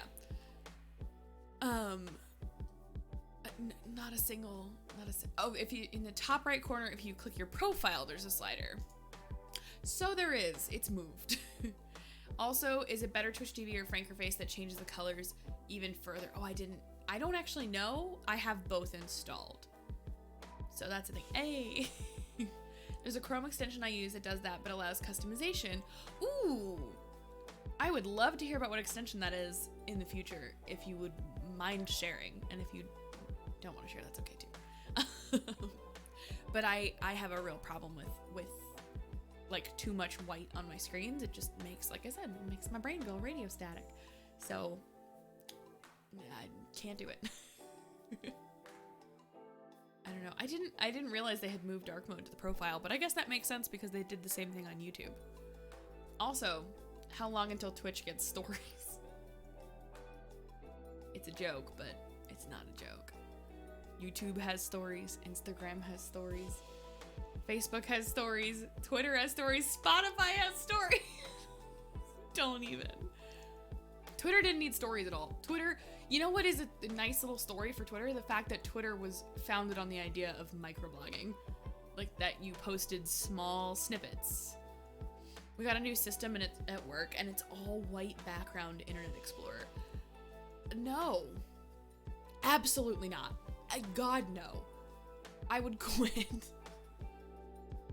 I actually probably would end up going to like an office and asking for accommodation at a certain point, Dan, because I can't. The only thing that needs stories was Snapchat and that's it. Like, I understand it even on Instagram. Like, I get where Instagram captures that market because Instagram is based off that momentary attention, and the Instagram feed is curated in such a way that you like that momentary showing up in that moment is important. And I personally feel the same way about Twitter. I don't think Twitter treats their product like that anymore. TikTok stories. TikTok is stories. I also have like 7 TikTok ideas that I need to do something about. I literally have my saved sounds is all TikToks I want to do. And I'm very, very deep into streamer TikTok. And it's both a blessing and a curse because I have to hold myself back from typing responses on what I'm just going to call bad advice threads. There's a series of streamer educational TikToks that are like, don't forget, like, do this thing that's actually really bad for your growth. But like, this is absolutely no shade to anyone's channel size, because if you're learning how to grow and you're adapting and you're trying something, then you're doing it right. But it's like, I have 400 followers. Here's how I grew. And it's like, but you're incorrect. Like, you are incorrect past the point of scale that you're currently at. And then I got a response. Well, I answered to a streamer TikTok like community question, which I feel relatively qualified to talk about community management, like a little. And someone was like, I don't know what you're talking about. You only have like 60 followers on TikTok. And I'm like, yeah, because I don't make content on TikTok, dude. I just watch hours of TikTok. Internet Explorer isn't being serviced anymore. But, oh, really? Isn't it Edge now? I don't know. 3-hour mark. We chillin'. We vibin'. Yeah, like, Edge. Okay. Because I use Edge for... I have this really the dumbest use case for multiple browsers. I have... Chrome is what I use for, like, everything. I have 17 Google accounts logged into it. Like, my work, Escasian, Radiance, like... everything but like the jobs that actually employ me, I do. On Chrome, like on my personal computer on Chrome. And then I have Kitty logged in on Firefox, and then I have NWHL logged in on Edge. So if I ever need to administrate either of those channels, I just open a different browser. It's the weirdest thing in the world. Edge is not great. I don't like Edge. I really don't like Edge. But that's fine. Yeah, but Kelly, like, I seriously got in a TikTok fight with someone in the comments that was like, oh, this is the best way to grow a community. And I was like, and it was, I genuinely don't remember what the advice was, but it was something like, make sure you drop your links in other people's Discords. It was like that level of, it wasn't that, but it was like that level of obviously don't do that. And my comment was like, hey, like you need to make sure that you're checking, like, and same example, like if that's the example, right? Like the advice I gave was like, you need to make sure that you're doing that in communities where it's okay. Like there are places where if you go and you like, let's say like here's how I work on my channel. I have a streamer channel or a streamer like role in my Discord for people that I know their content and that I trust. And those people can post their links and their promotion and their stuff anytime they want. Absolutely anytime they want in the Share Your Stream channel. I do not have a channel where anyone and their mom can post a link because I don't think that's appropriate. I can't verify the content that's going to be linked out to, so I'm not going to allow it to be promoted. Some people have that. Some people use that as their way of becoming a valuable community to be in, right? So I'm going to grow by making sure that my Discord is a place that someone else wants to come to promote their content. Like that is a totally valid growth strategy. However, it is not a valid retention strategy.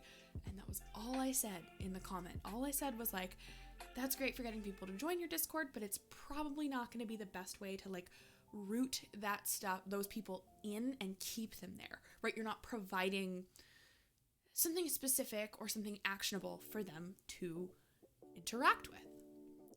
It's exactly like stupid. It was like, my point was like, hey, this is kind of like follow for follow, right? Like it's basically, I get to promote in your Discord and you get to promote in mine. And I was like, that's okay. But now you're just screaming into the void at each other's communities, right? You're not actually providing value. And the person's answer was like, well, you don't know what you're talking about. You don't have any followers on TikTok. And I was like, you are so right, because I've made 4 TikToks in my whole life and they're all kind of trash, right? Like, I send out carrier pigeons with my links. Yeah, true. I send a Blue Mountain e-card to every single person. I can't even joke about that. I don't want to roast. My mom sends me like 17 Blue Mountain e-cards every single birthday since I was like, whatever year Blue Mountain e-cards launched, since I was that age. And she still does it, and it's my favorite thing. Like there have been birthday years where we are literally in the same house and she stays up late at night to do 2 things. One is an in-home tradition and the other is she sends me like, she finds as many e-cards. Like, and I truly mean like the 2003, it's like a little flash video and it like inserts your name or whatever. E-cards, and they're my favorite emails. I have all of them. I literally still have all of them saved. That's how I promote my stream though, is e-cards. I'm kidding, please don't do that. I love Baruli is the best. Mom's Guessing. I need to change her username on Twitch to Mom's Guessing. Just, I feel like it's better. Her Twitch username is cute because it's everybody's names. It's part of her name, part of my dad's name, and part of my name, which I think is like the most adorable thing in the world. But I also think we just need to make her Mom's Guessing for once and for all, because that's what she is in my Discord. That's what I should tell the Discord promoting guy. And be like, the only way Discord is a valuable promotional tool is you have to get your mom into the Discord to promote you to other people. Rip, yeah, Flash is big rip. Cry is in congregate.com. I was a graphic designer for Hallmark. I didn't know that, Cal. That's so cool. We buy physical cards for literally, we're a big physical card family as well. That's like my mom's thing when I was a child. Mom sign, Stubo, get out. Bye, Stubo. See you later. I'm kidding. My mom has another birthday tradition that is the cutest thing in the entire world. Since the time I was, I don't even know, I don't remember a birthday that didn't have this. So that old. Every birthday, I wake up in the morning and there are X number of signs hidden around the house. And X is the age that I'm turning. So like on my 8th birthday, there were 8 signs. And on my 12th birthday, there were 12 signs. And on my 17th birthday, there were 17 signs. And they're like hidden all over the house. There's like, they're in the cabinet. They're like, one time there was one like in my shower, right? And like the idea is you go about your day and you come upon these birthday wishes throughout your day. And it's like a game to play, is that all the signs are all over the house. To the point where she has, what was I going to say? Let me say, so she mailed the signs to my college roommate the first year that I was away from home, like my freshman year of university.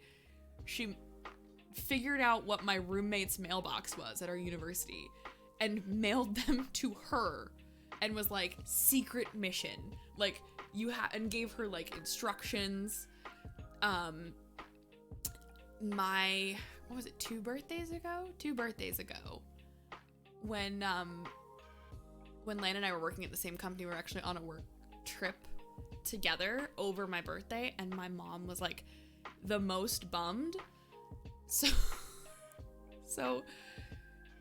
she made, I knew exactly what it was at this point. Like, she'd done this to my college roommate, right? But she made an envelope and she put it in my luggage for that trip and was like, you have to give this to Lan. I'm like, Mom, it's okay. We don't have to do the signs this year. And she's like, it's not the signs. Just give it to Lan. It's a card for Lan. I'm like, okay, sure. It's a card for Lan. Whatever. I don't know what this is. This is so random. And when we would travel, we would do Airbnbs for the work team, which was really convenient and way cheaper.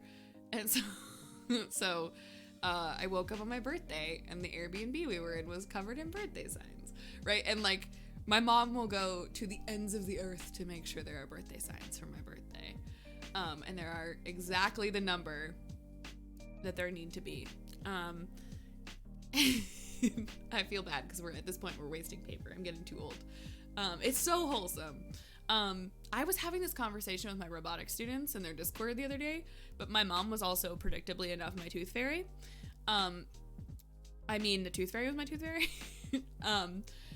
But she would write me letters as the tooth fairy, and like, without losing teeth, I would just voluntarily correspond with the tooth fairy. Like, I would leave letters under my pillow because she would just write me letters. And she would like, I don't know what, because this was like the mid-90s, right? This was not like Wikipedia time. So she would write me like letters about how, like, where she had been. Right? She's like, oh, like today I think it was my mom's way of like making me want to learn about other cultures and other places, which is super slick.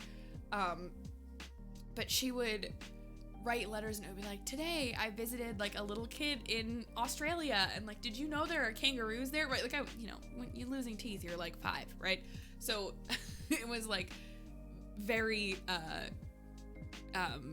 like young focused, right? It was not like, for high schoolers, but I would just voluntarily correspond. I'd be like, can I write a letter? My mom's like, sure, whatever, I don't care.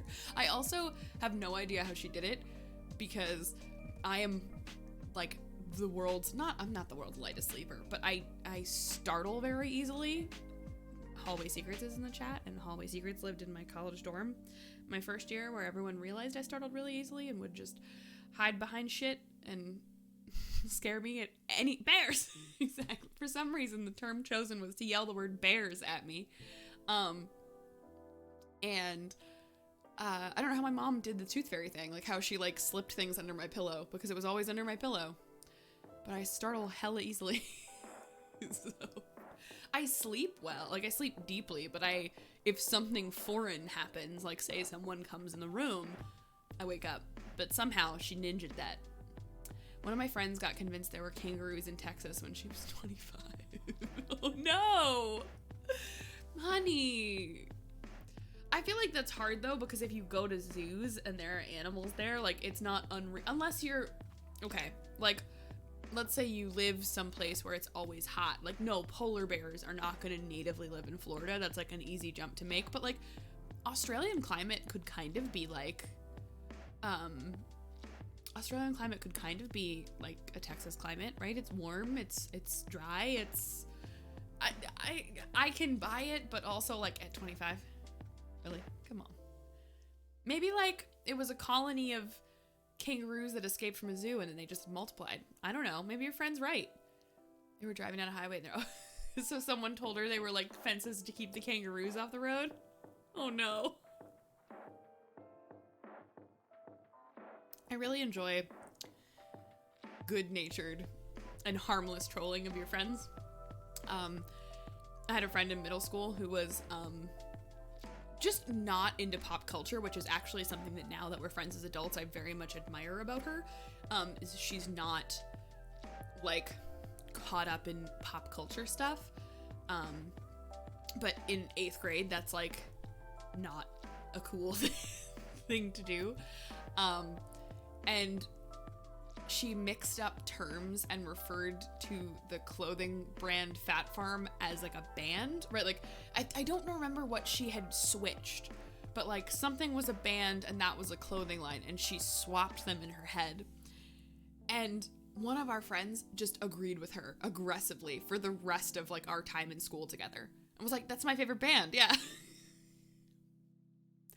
Like, friendly, harmless trolling with your friends is, I think, a net positive as long as everyone's like fine with it. As long as you're not making fun of someone for it, I'm fine with that. One of my friends just someone has a how do you get a kangaroo delivered to your household? How does that happen? Can you elaborate, Lila, please? I convinced my boyfriend that it was actual No. One of my friends in high school, the food, what is it called? Chicken biscuits? It's like a cracker that tastes like chicken. Hold on, I'm gonna Google it.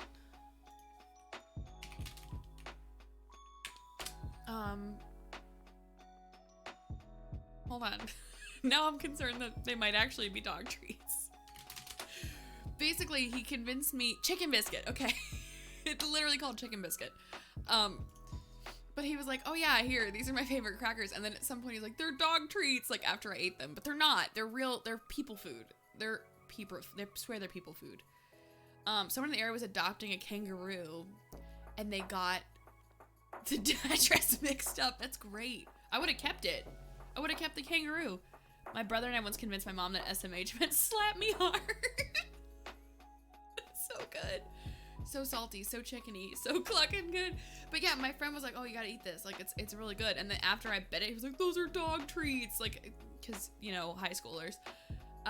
And so for probably another 2 years, I actually thought chicken biscuits were dog treats. And I would see them in the store and be like, ugh, why are they with the people? And then he was like, no, they're a real, like, at one point I saw him eating them, like, at someone's house or whatever. And I was like, what are you doing? And he's like, do you still think they're dog food? I felt so dumb. I felt so dumb. But but that's exactly, like, that's the kind of trolling that I'm, like, I don't know, okay with, right? Like, no one got hurt. No one's feelings were hurt. No one, like, made fun of me for believing it. It was just like a good-natured joke amongst friends. You know what I mean? And I think those are okay. I think those are fine. Didn't you also tell someone to snort a K-cup? Listen, I was in college.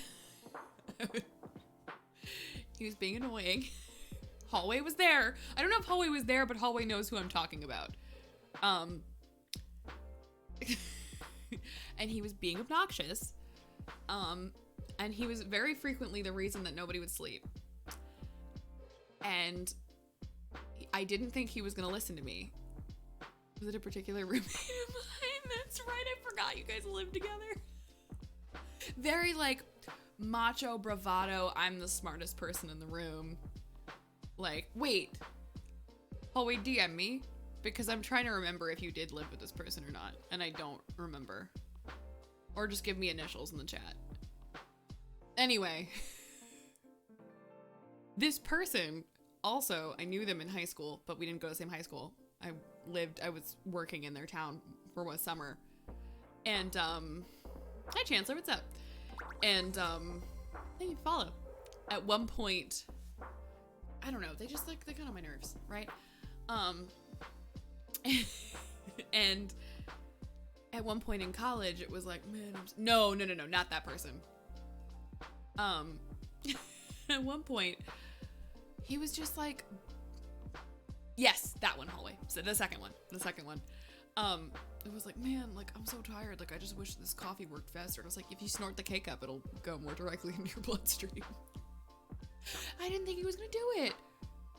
How did my LO turn? Probably just misplacement on the keyboard, but I do it all the time. You're fine, Chancellor. No worries. Hi, how are you?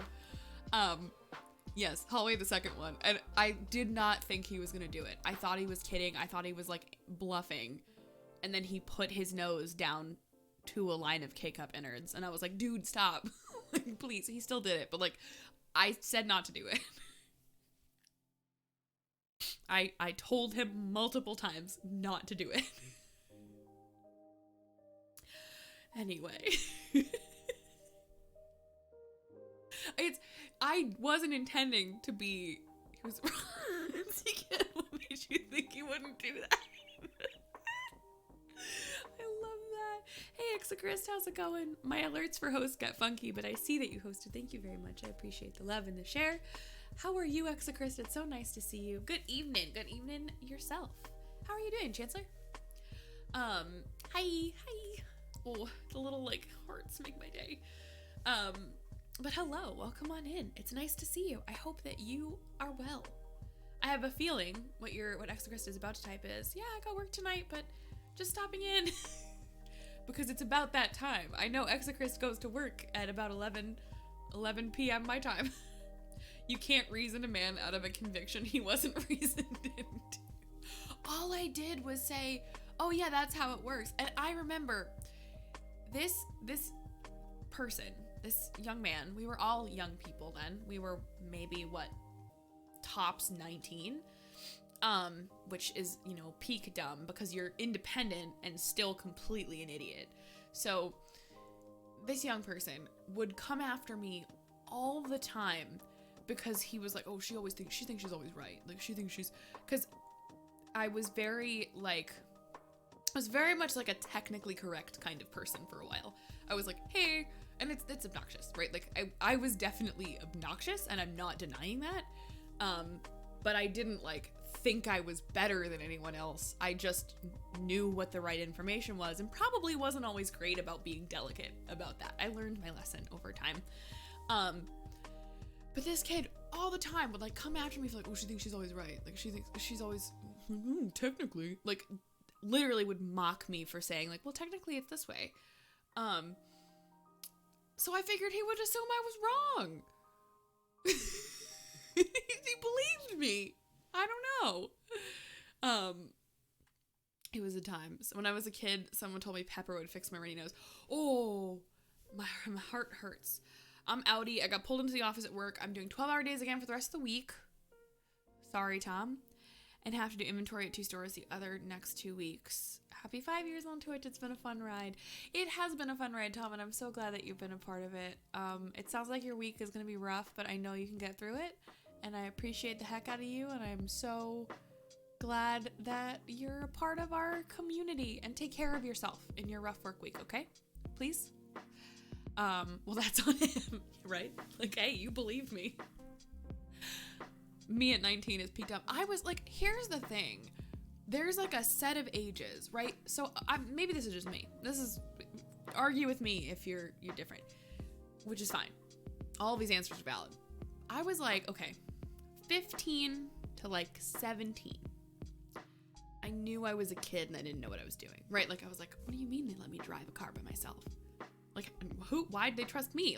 No, right? And then 18, 19, 20, you're I'm an adult. Don't tell me what to do, Mom. That was 100%. I was I have a job. I have an apartment. I am an adult. I am an equal adult to my parents.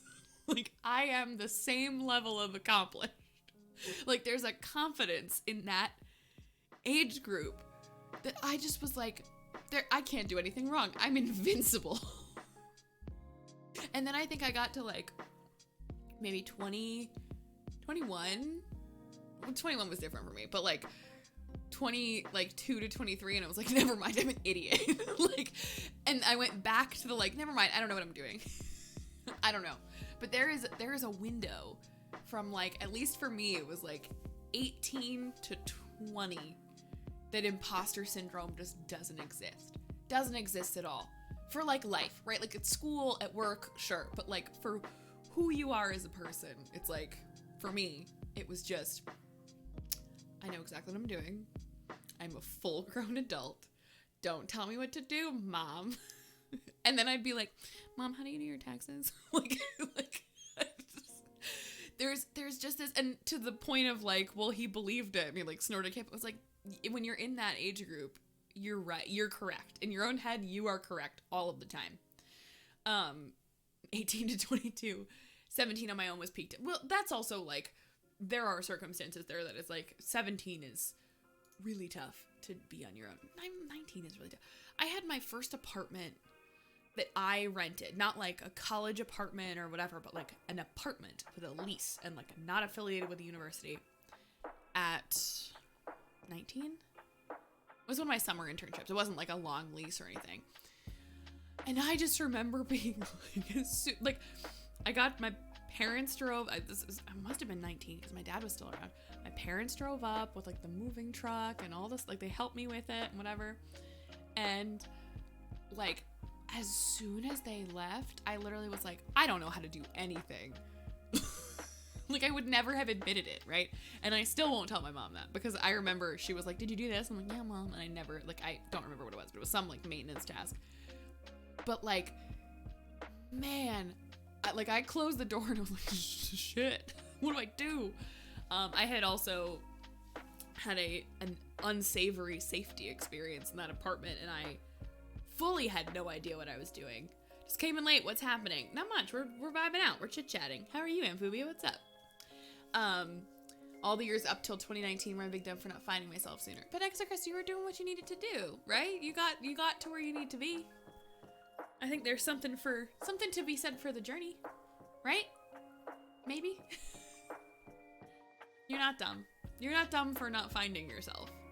You might be dumb for like snorting the contents of a K-cup because you think it'll give you the coffee faster, but you're not dumb for not finding yourself at 2019? Yeah, Chancellor and Phobia, we're just chilling. Normally, we stream, we chit-chat for a little bit, then we play games.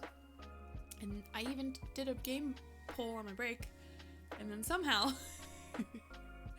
we ended up not going to a game. Sorry, it's my fault a little bit, but I'm having fun and enjoying your company, and I hope that you are too. Kabu, I know you were talking about bots when I had your page open, so I will happily help you if you need it. If you're hinting at what I think you are saying with 2020, without disclosing anybody's situation, you are correct. I won't say anything in either direction, but yes, we out here vibing. It's been Talking Tuesdays as of late. The funniest thing is what, like a month ago, I was like, guys, I'm scared of just chatting. It's real scary. But like, oh, okay, cool. That's good. Good. I don't know. I like it. The fear that I always have with just chatting is that either no one else will have fun, right? Like I will enjoy just chit-chatting with you guys, but like everyone else is like, but where's the content, right? I used to accidentally say my mommy on stream. My mommy has been on my stream. I love my mommy. I still call my mom mommy sometimes. I have had like at 29 years old, and so that literally means within the last 2 months, like moments I'm like, mommy. Like, I'm fine with that. I will openly admit to that. That's my mom. She's my bud. It's my only clip. Oh god, I need it before she deletes it. But no, like my thing with just chatting is I'm always like, no one's gonna enjoy it. No one else is gonna care. And that's why I've always felt like it needs to be about something. Like once I've started like putting putting the community management content out. Like, I have some videos scripted, I just need to film them. Like, once I have that community management content out, then one day can like exist around that content and talk about a topic rather than just like, so how are you? Right? Like, but it's been fun. I consider streaming, but I saw some kid mess up and start his camera instead of his mic. He panicked and he hid under his chair for 10 minutes. Streaming's not scary. I promise. It's really scary when you start because you're afraid that you're gonna mess up. But there's a couple things that you can do that help you not mess up. You want to know a streaming mistake that I made once? This was birthday stream 2016? 16. Because I had just moved into a new apartment. I had this cute little setup. I put my little balloons all over. Like, I was so proud because I actually had like a stream room and not like a stream corner. I had a whole room that was just for my stuff, right? For my stream. And, it was like I was able to have like a background instead of just like shoving my desk into a corner. And I had this birthday stream and I had it all planned. It was going to be like start earlier. It was going to have all these, I had events planned. We were going to change things at different times and blah, blah, blah, blah, blah. It was a whole thing. So in the morning, as you see, I have very curly hair. In the morning, I got up, I took a shower. I was going to let my hair dry. I was going to curl it, not like, you know, the get ready process. If you are someone who, regardless of how you express yourself, likes to take a long time to get ready, whether that's hair, makeup, fashion, whatever, you know. Event days, you like get up in the morning and like the first 3 hours of the day is prep. So I'm walking around my house in my bathrobe and I'm at my computer. The other thing about streaming is you need to do checks. So I was doing a microphone check, I was doing an audio check, the balance check and all these things. And what I was doing, you do when you stream is you record. If you want to check what audio sounds like for an audience, you can hit start recording on OBS and then record it for a second and go like, hey, this is my microphone balance. I got my music at 25%. I've got and then just take that clip and watch it back. Well, your girl who was sitting essentially with like, you know, an open bathrobe hit start streaming instead of start recording. And I can't remember. It was somebody close to, it might have been Jamie, it might have been somebody else, but it was someone who was like close to me, was like, hey, because there were no notifications. This is before Twitch had live notifications. This is before Twitch. And I just like, I think I was live for like a minute, right? But I'm no makeup, also like insecurity out the ass, right? Because I'm like wet hair, no makeup, but also like genuinely imagine if this was like unzipped, right? Which is against the rules. And so someone was like, hey, you're live right now. I don't think you mean to be. And I like turned stream off, deleted the VOD, whatever. You know what OBS has now in settings? Yeah, exactly, Munkatee. You know what OBS has now in settings? A confirm option for start streaming. Every single time I have to uninstall and reinstall OBS, that is the first setting I turn back on. But I learned from it, right? I made a mistake. I stopped my stream. I deleted the VOD. Like, this is the whole point, Chancellor, to like, it's scary, but it's okay. As long as you know the rules and you know etiquette, it's okay to start and have it be kind of bad, and then it'll be fine. But yeah, if your PC can't handle it, I would say adjust for that. But yeah, the OBS has a setting now where you can't just start stream. You didn't download it to a flash drive. No, I did not download that VOD. There was another one where this was actually real stupid at one point. Someone I know was doing a package unboxing and they thought they had like, blacked out their address on like the label, but it was like on like a sticker on the side of the box too. And they hadn't done that. And so it's the quick message of like, hey, stop your stream, restart it, delete the VOD. Like you did this. But it's like, mistakes are fixable. As long as you don't hurt anybody, you're fine. I do not have that pop up. I can tell you in a second. Stop, delete, and restart. Yeah. Oh, I've done it too. I think it wasn't even like a package. I think I had like, for example, like if this is my iPad, but like if this was like a stack of mail, like I picked it up for a second to be like, okay, so like I'll put this over here right now. Like literally was that momentary like, meh. The setting in OBS is under, I don't know if I can open settings right now. Is it gonna let me open settings? Am I gonna crash my stream? I might crash my stream. Nope, we're fine. It started not responding for a second. So you go to general and then output, and it'll say show confirmation dialog when starting, stopping streams. What is the first comment you ever got on a video? I have no idea. It was probably, so my YouTube videos primarily have been either stream highlight compilations. Fungal MBA, thank you for the bit. Pog indeed. So my YouTube is primarily right now is a lot of like stream archives, clip compilations. So it was probably just somebody from the existing community. I'm gonna go back now and see what my first video's comments are. That's the wrong channel. My favorite, oh my god, that's my favorite. So Chancellor, I know you asked about my first comment, but my favorite comment ever is someone had left a comment on a video, and it was a very nice comment. Sorry, I almost opened my little channel trailer. It started playing. Someone had left, a friend of mine, Kilroy Killjoy, another streamer, had left a comment on my video. And someone responded to their comment, but that was how they left a really hateful comment.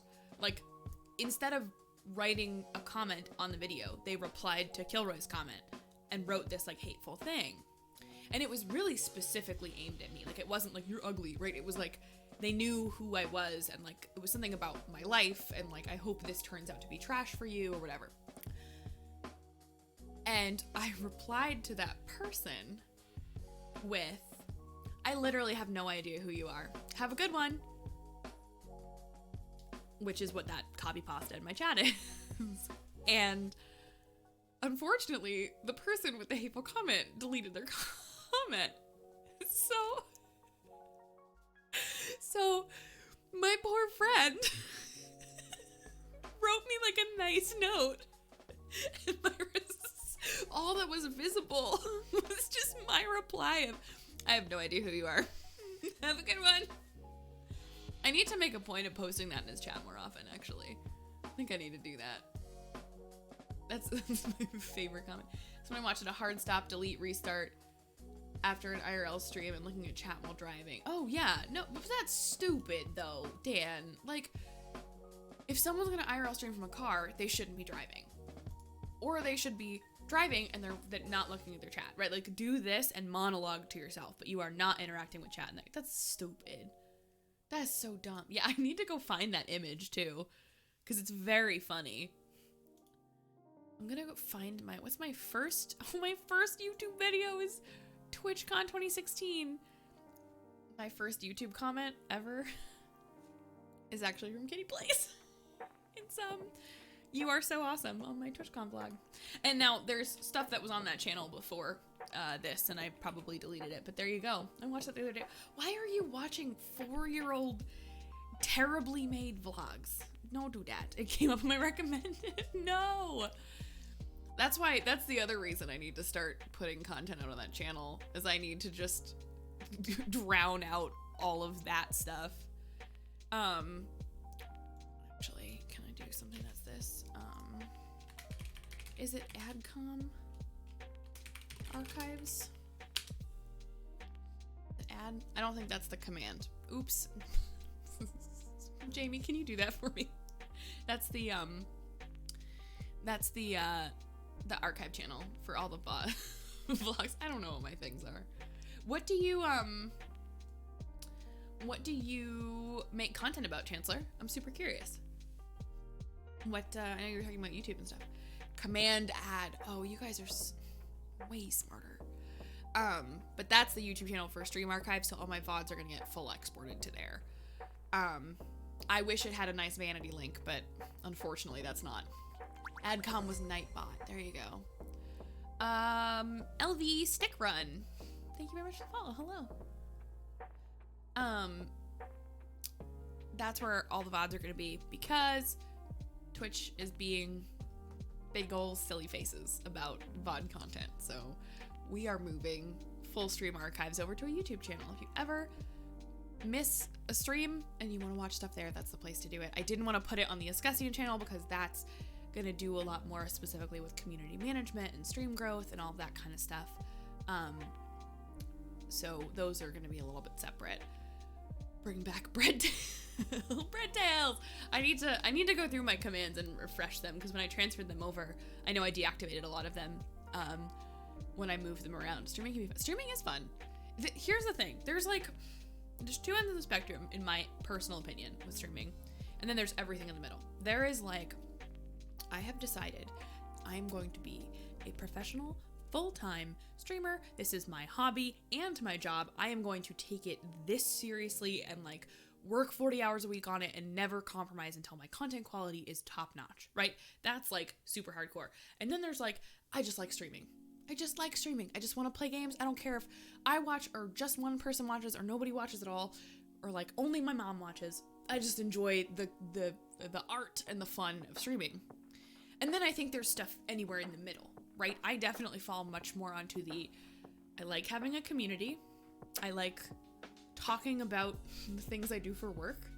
I like playing games poorly. And I like doing charity stuff, right? And I think if I didn't have, this is for me, it's a creative outlet and also a social thing. It is not I'm gonna be a full-time streamer. That would be cool, but it's not my goal. If I could, I'm getting two musics. Oh, it's just the sound. Okay. If I could stream, make content around community, and still do my marketing consulting, great, that'd be awesome. If I work full time and I stream for fun and I still make some content, then that's also great. I'm sort of ambivalent. I just get started. No, you're good. Yeah, I watched I lurked on the panel that you did, Lila. You'd be fine. Oh, exactly. Synthetic. And when you full-time, I think there's a difference. Full-time streaming isn't all it's cracked up to be when you're still your only employee. When you're a streamer with a bazillion followers, then that would be bad. Happy 5-year anniversary of late Twitch. Thanks, Tassels. Let me imagine if your internet just went out.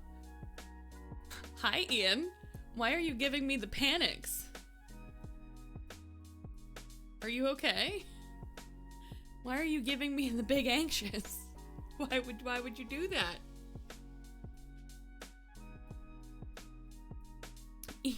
Ian, please. Please no. Thank you, Tassels. I appreciate that. We were talking about content creation. Oh, Chancellor, did you answer? I'm so sorry. I need to see if... Oh, no, okay, you didn't. I asked what you were... I get what he's saying. I don't... Oh, if you're full-time. I'm Ian, are you threatening me? I like how I'm Ian, are you threatening me? And my mods are watch Ian.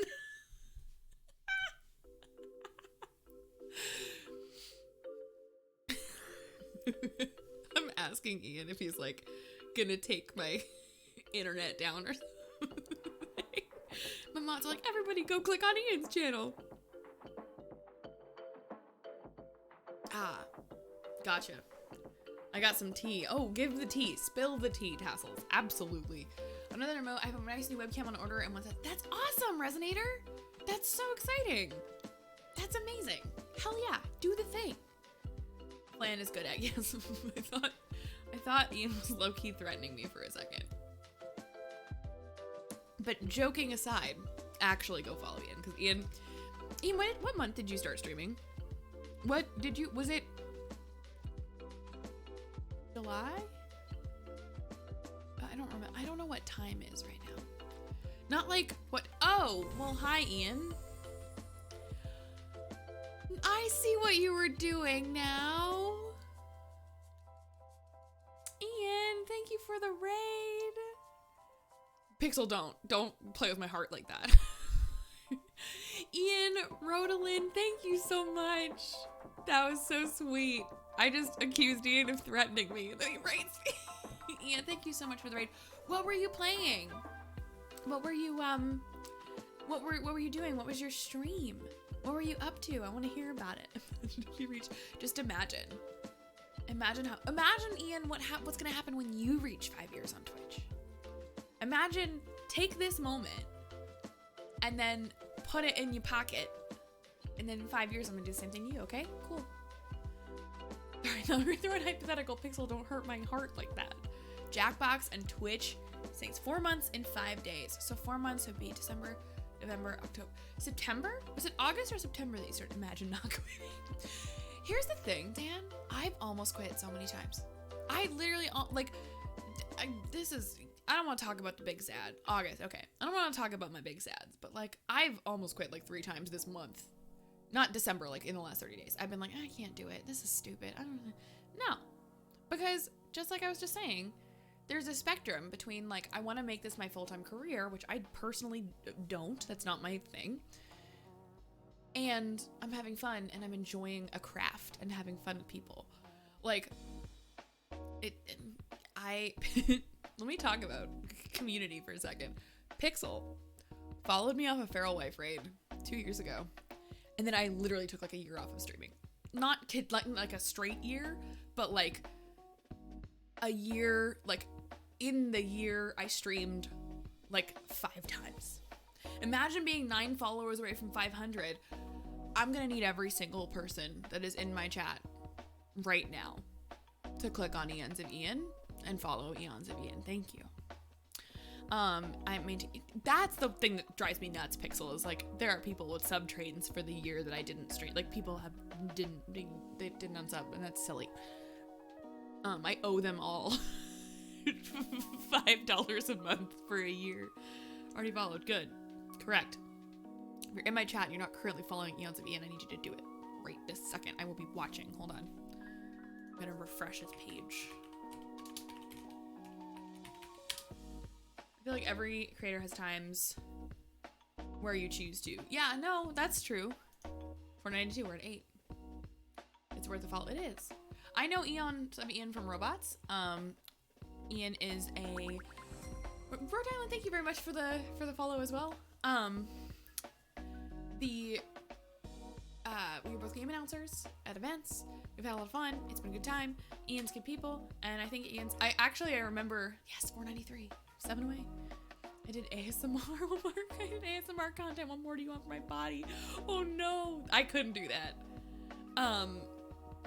But like, I remember a while ago we were doing some event, and I was like, that's a good streamer personality. That's a good streamer personality. I'm so glad you started. No, exactly, Tassels. Like, you have moments where you're like, I don't need to do this. I don't want to do this. But like, you know. You do. I wish. I mean, I think there's a wish of like, and I'm big sad. And I know I miss Robots too. I had a dream the other day about Championship, and I was so upset, like about Robot Championship, because it didn't. It's not. It doesn't exist. Maelstrom, I think there's a spectrum there, right? Because when I don't stream to make a living, right? But I stream as a component of my living, and that is to say that I work in the gaming and streaming space. So being a content creator assists with the work that I do. I'm staring at my boarding pass from 2020 in the bracket. Sad. But like, oh, thank you. Thank you, Disabled Entertainment. I appreciate that. I don't think I would want to, for example, literally only stream. You know, wake up in the morning, stream for 5 or 6 hours, edit a video, eat dinner, and go to bed. Like, that's not what I want to do full time. But what I do full time is community management and marketing in the gaming industry, and also I stream. And you know what? That works. Like, I don't think I would want to be a content creator as my main job, but content creation helps me do my job, or helps me understand components of my job better. And also I work with content creators. And so it's just it all braids together very nicely. It's not that I don't want to only ever stream. That would be, I think, too much for me. But I love working adjacent to streaming and also streaming. Wake up in the morning feeling like P. Diddy, always. I stream as a component of my living, aka I have 5 jobs. I don't have 5 jobs. Let me think. Kong, hockey, Radiant. Never mind. We're not going to keep counting. Just kidding. We're not going to talk about that. I spent $300 on JetBlue for a mint flight between Newark and SFO for 8. Ooh, there you go. I don't want to count. We're not counting. Hey, Murph. How's it going? Murph, you got gifted a sub today. Congratulations. I'm glad your new PC parts came in. That's amazing. That's so exciting, Murph. I'm so happy for you. That's amazing. I think I have 5. Wait, it's more than 5. It's not, okay, but here's the thing. They're not all like jobs, right? When I say that a Skessian is a job, it's not. Nobody pays me. I receive support from my community, but like I'm not contracted. Only streaming would be boring. I did sales, marketing, public relations, advertising, liaison work, and I loved it. Oh, cool. That's awesome. I think you should be like, yeah, give it a shot, Resonator. Like, the other thing is you can also give it a try and not, like, you can try 18 things and decide. Like, you could get a year into streaming and be like, this was cool. I learned a new skill. I just read a really interesting tweet about this. And maybe I liked it. I'll try and go find it. But it was this idea. You can expect your next paycheck in 2 weeks. Thanks, Dan. Oh, Rhode Island, thank you so much. I appreciate it, and I appreciate you joining in with that Ian raid. Following a caster from a raid is such an important help. It helps them know their community's behind them, and it makes the person they raided feel really good. So thank you for being here. I really appreciate you, and I will see you soon. I hope I see you in Discord or social or anything like that. You can always come hang out. A friend of Ian's is a friend of mine. But yeah, no, like the Resonator, you can try, and maybe she loves it, maybe she doesn't, and either of those are fine. Either of those options are totally okay. You guys did duets? Oh, that's so cool. Ian, we gotta do one. I'm doing some Twitch streams, Twitch Sings later this month for charity stream, so we should totally do some duets. Hello, hey McDuff, how's it going? Hi. How's things? How's life? How's stuff? How's all of it? Having several hats is way more fun than so it's yes, but it's also a little burnouty. You know what I mean? Like sometimes I look at my task tracker and there's like too many titles in front of a task, and it's like, you know, Radiance, Congregate, Hockey, like Skessian, all these different things, and I'm just like, no. Now to hunt for an affordable graphics card. Oof. Hallway, that makes my heart smile. Hallway and I were in the same acapella group in college, and we kicked ass at moves like Jagger at one point. God, what? Maybe I think there's video of that Hallway. I think I have video of that.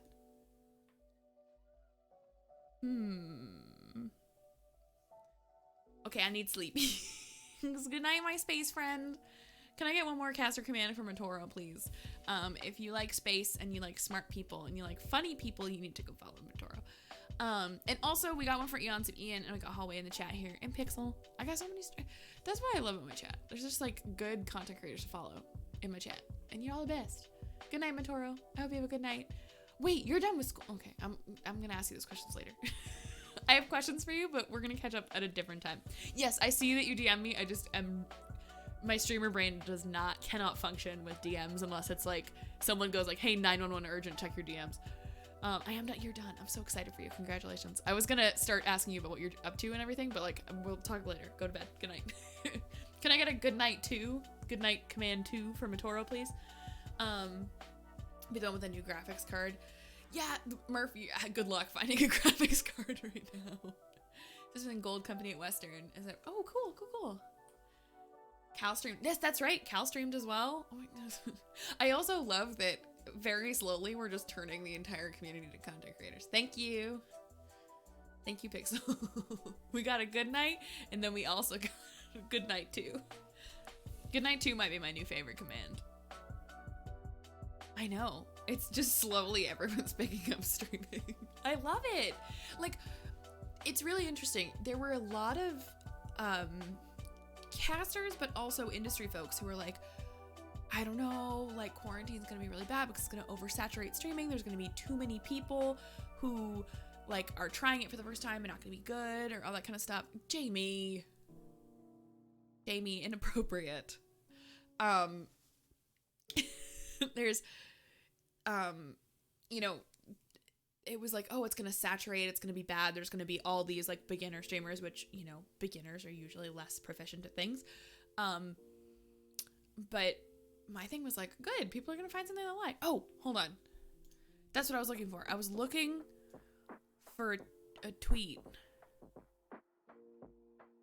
that I liked today, and I'm going to find it. How are the 10 fit? I have no idea.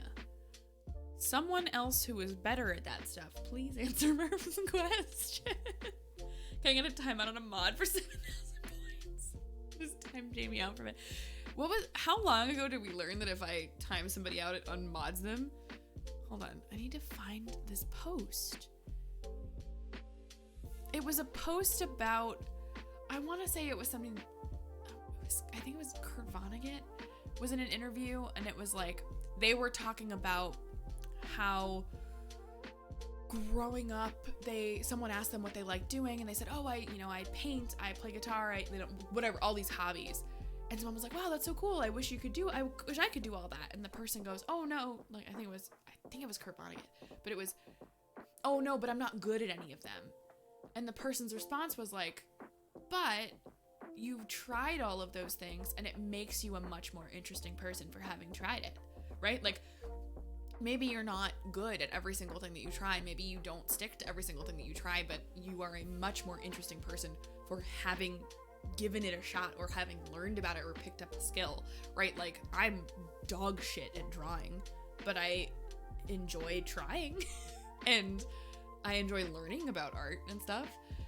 But that was, I'll find the tweet, Resonator. I'll probably send it to you in Discord, but absolutely. And thank you, Kebu and Flame, and that makes my heart, stop making me feel the feely feels.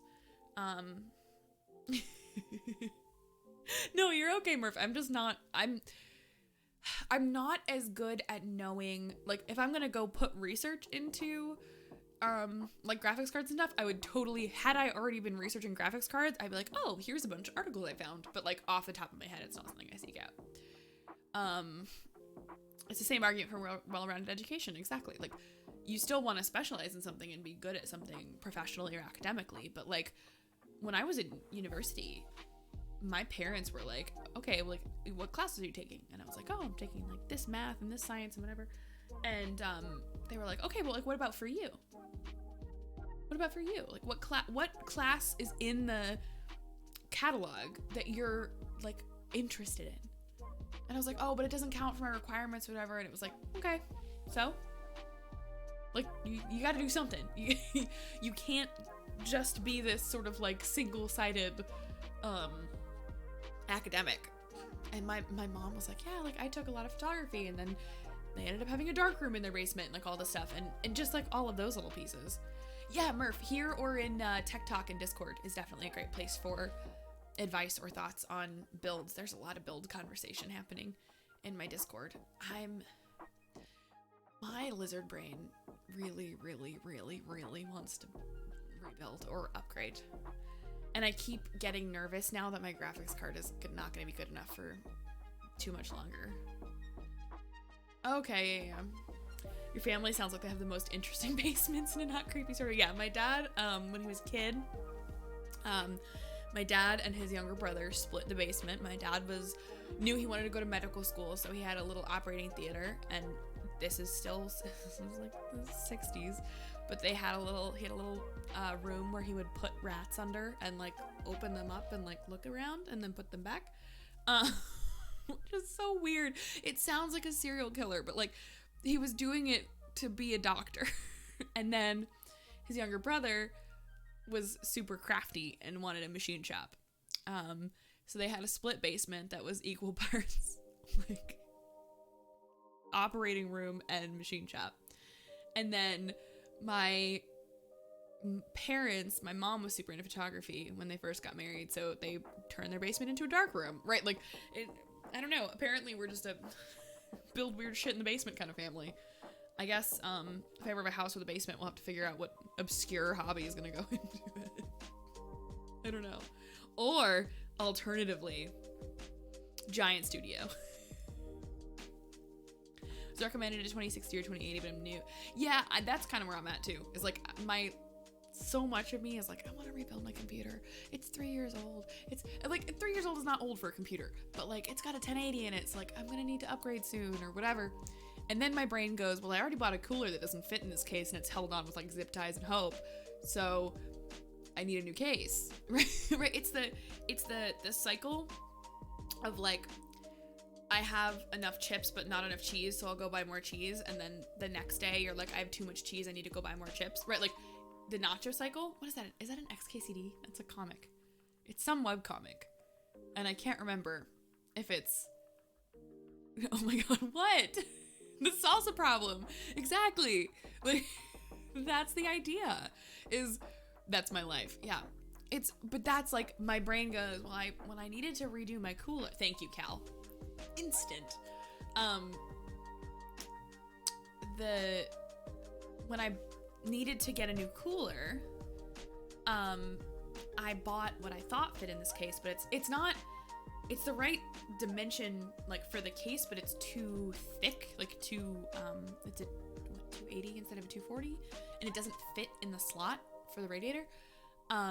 So it's sort of like sitting out of order. Like it's not sitting where it's supposed to or where the case fans are supposed to be, which is fine. It's still doing what it needs to do. But my head goes, well, I could just get a new case. Like I could just get a new case, and I could put all that stuff in the case that would fit the cooler, right? And then like over, I don't need to do that. I don't need to do that. That's useless. To what end? To what end other than shiny, right?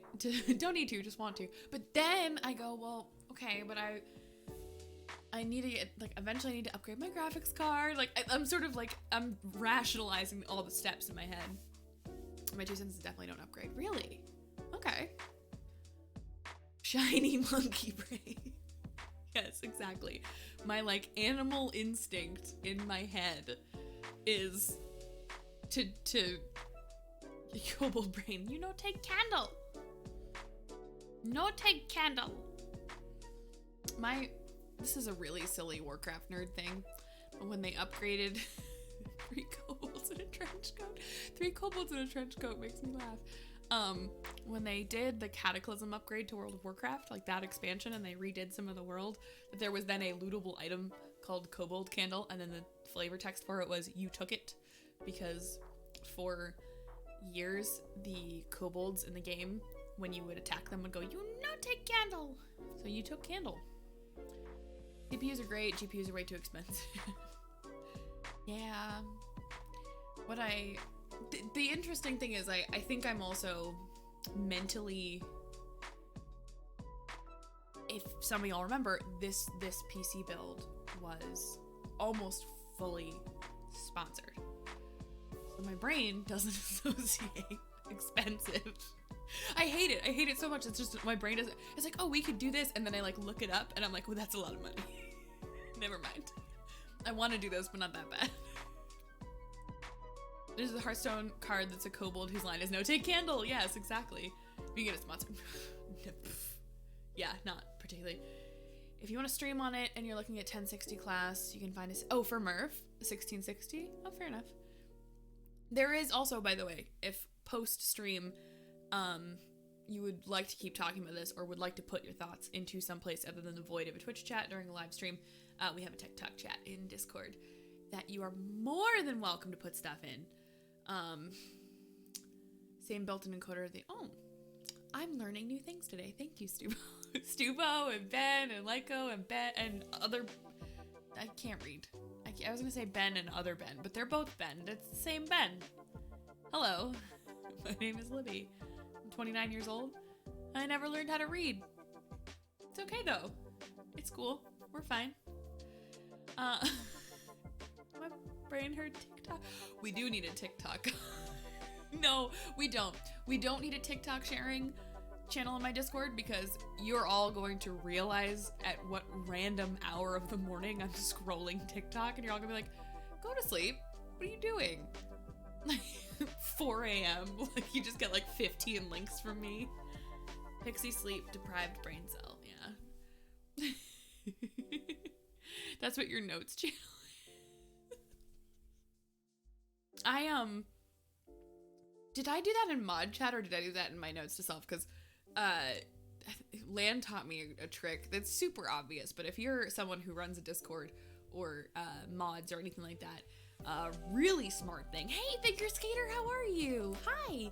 How you doing?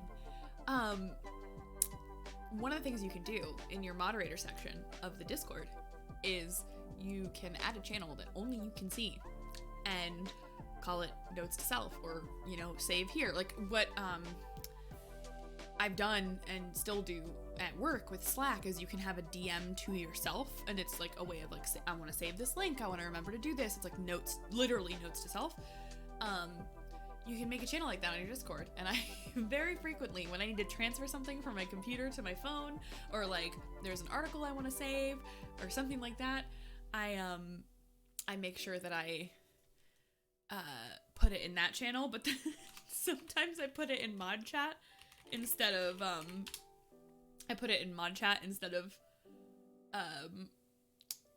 my notes, and it didn't work.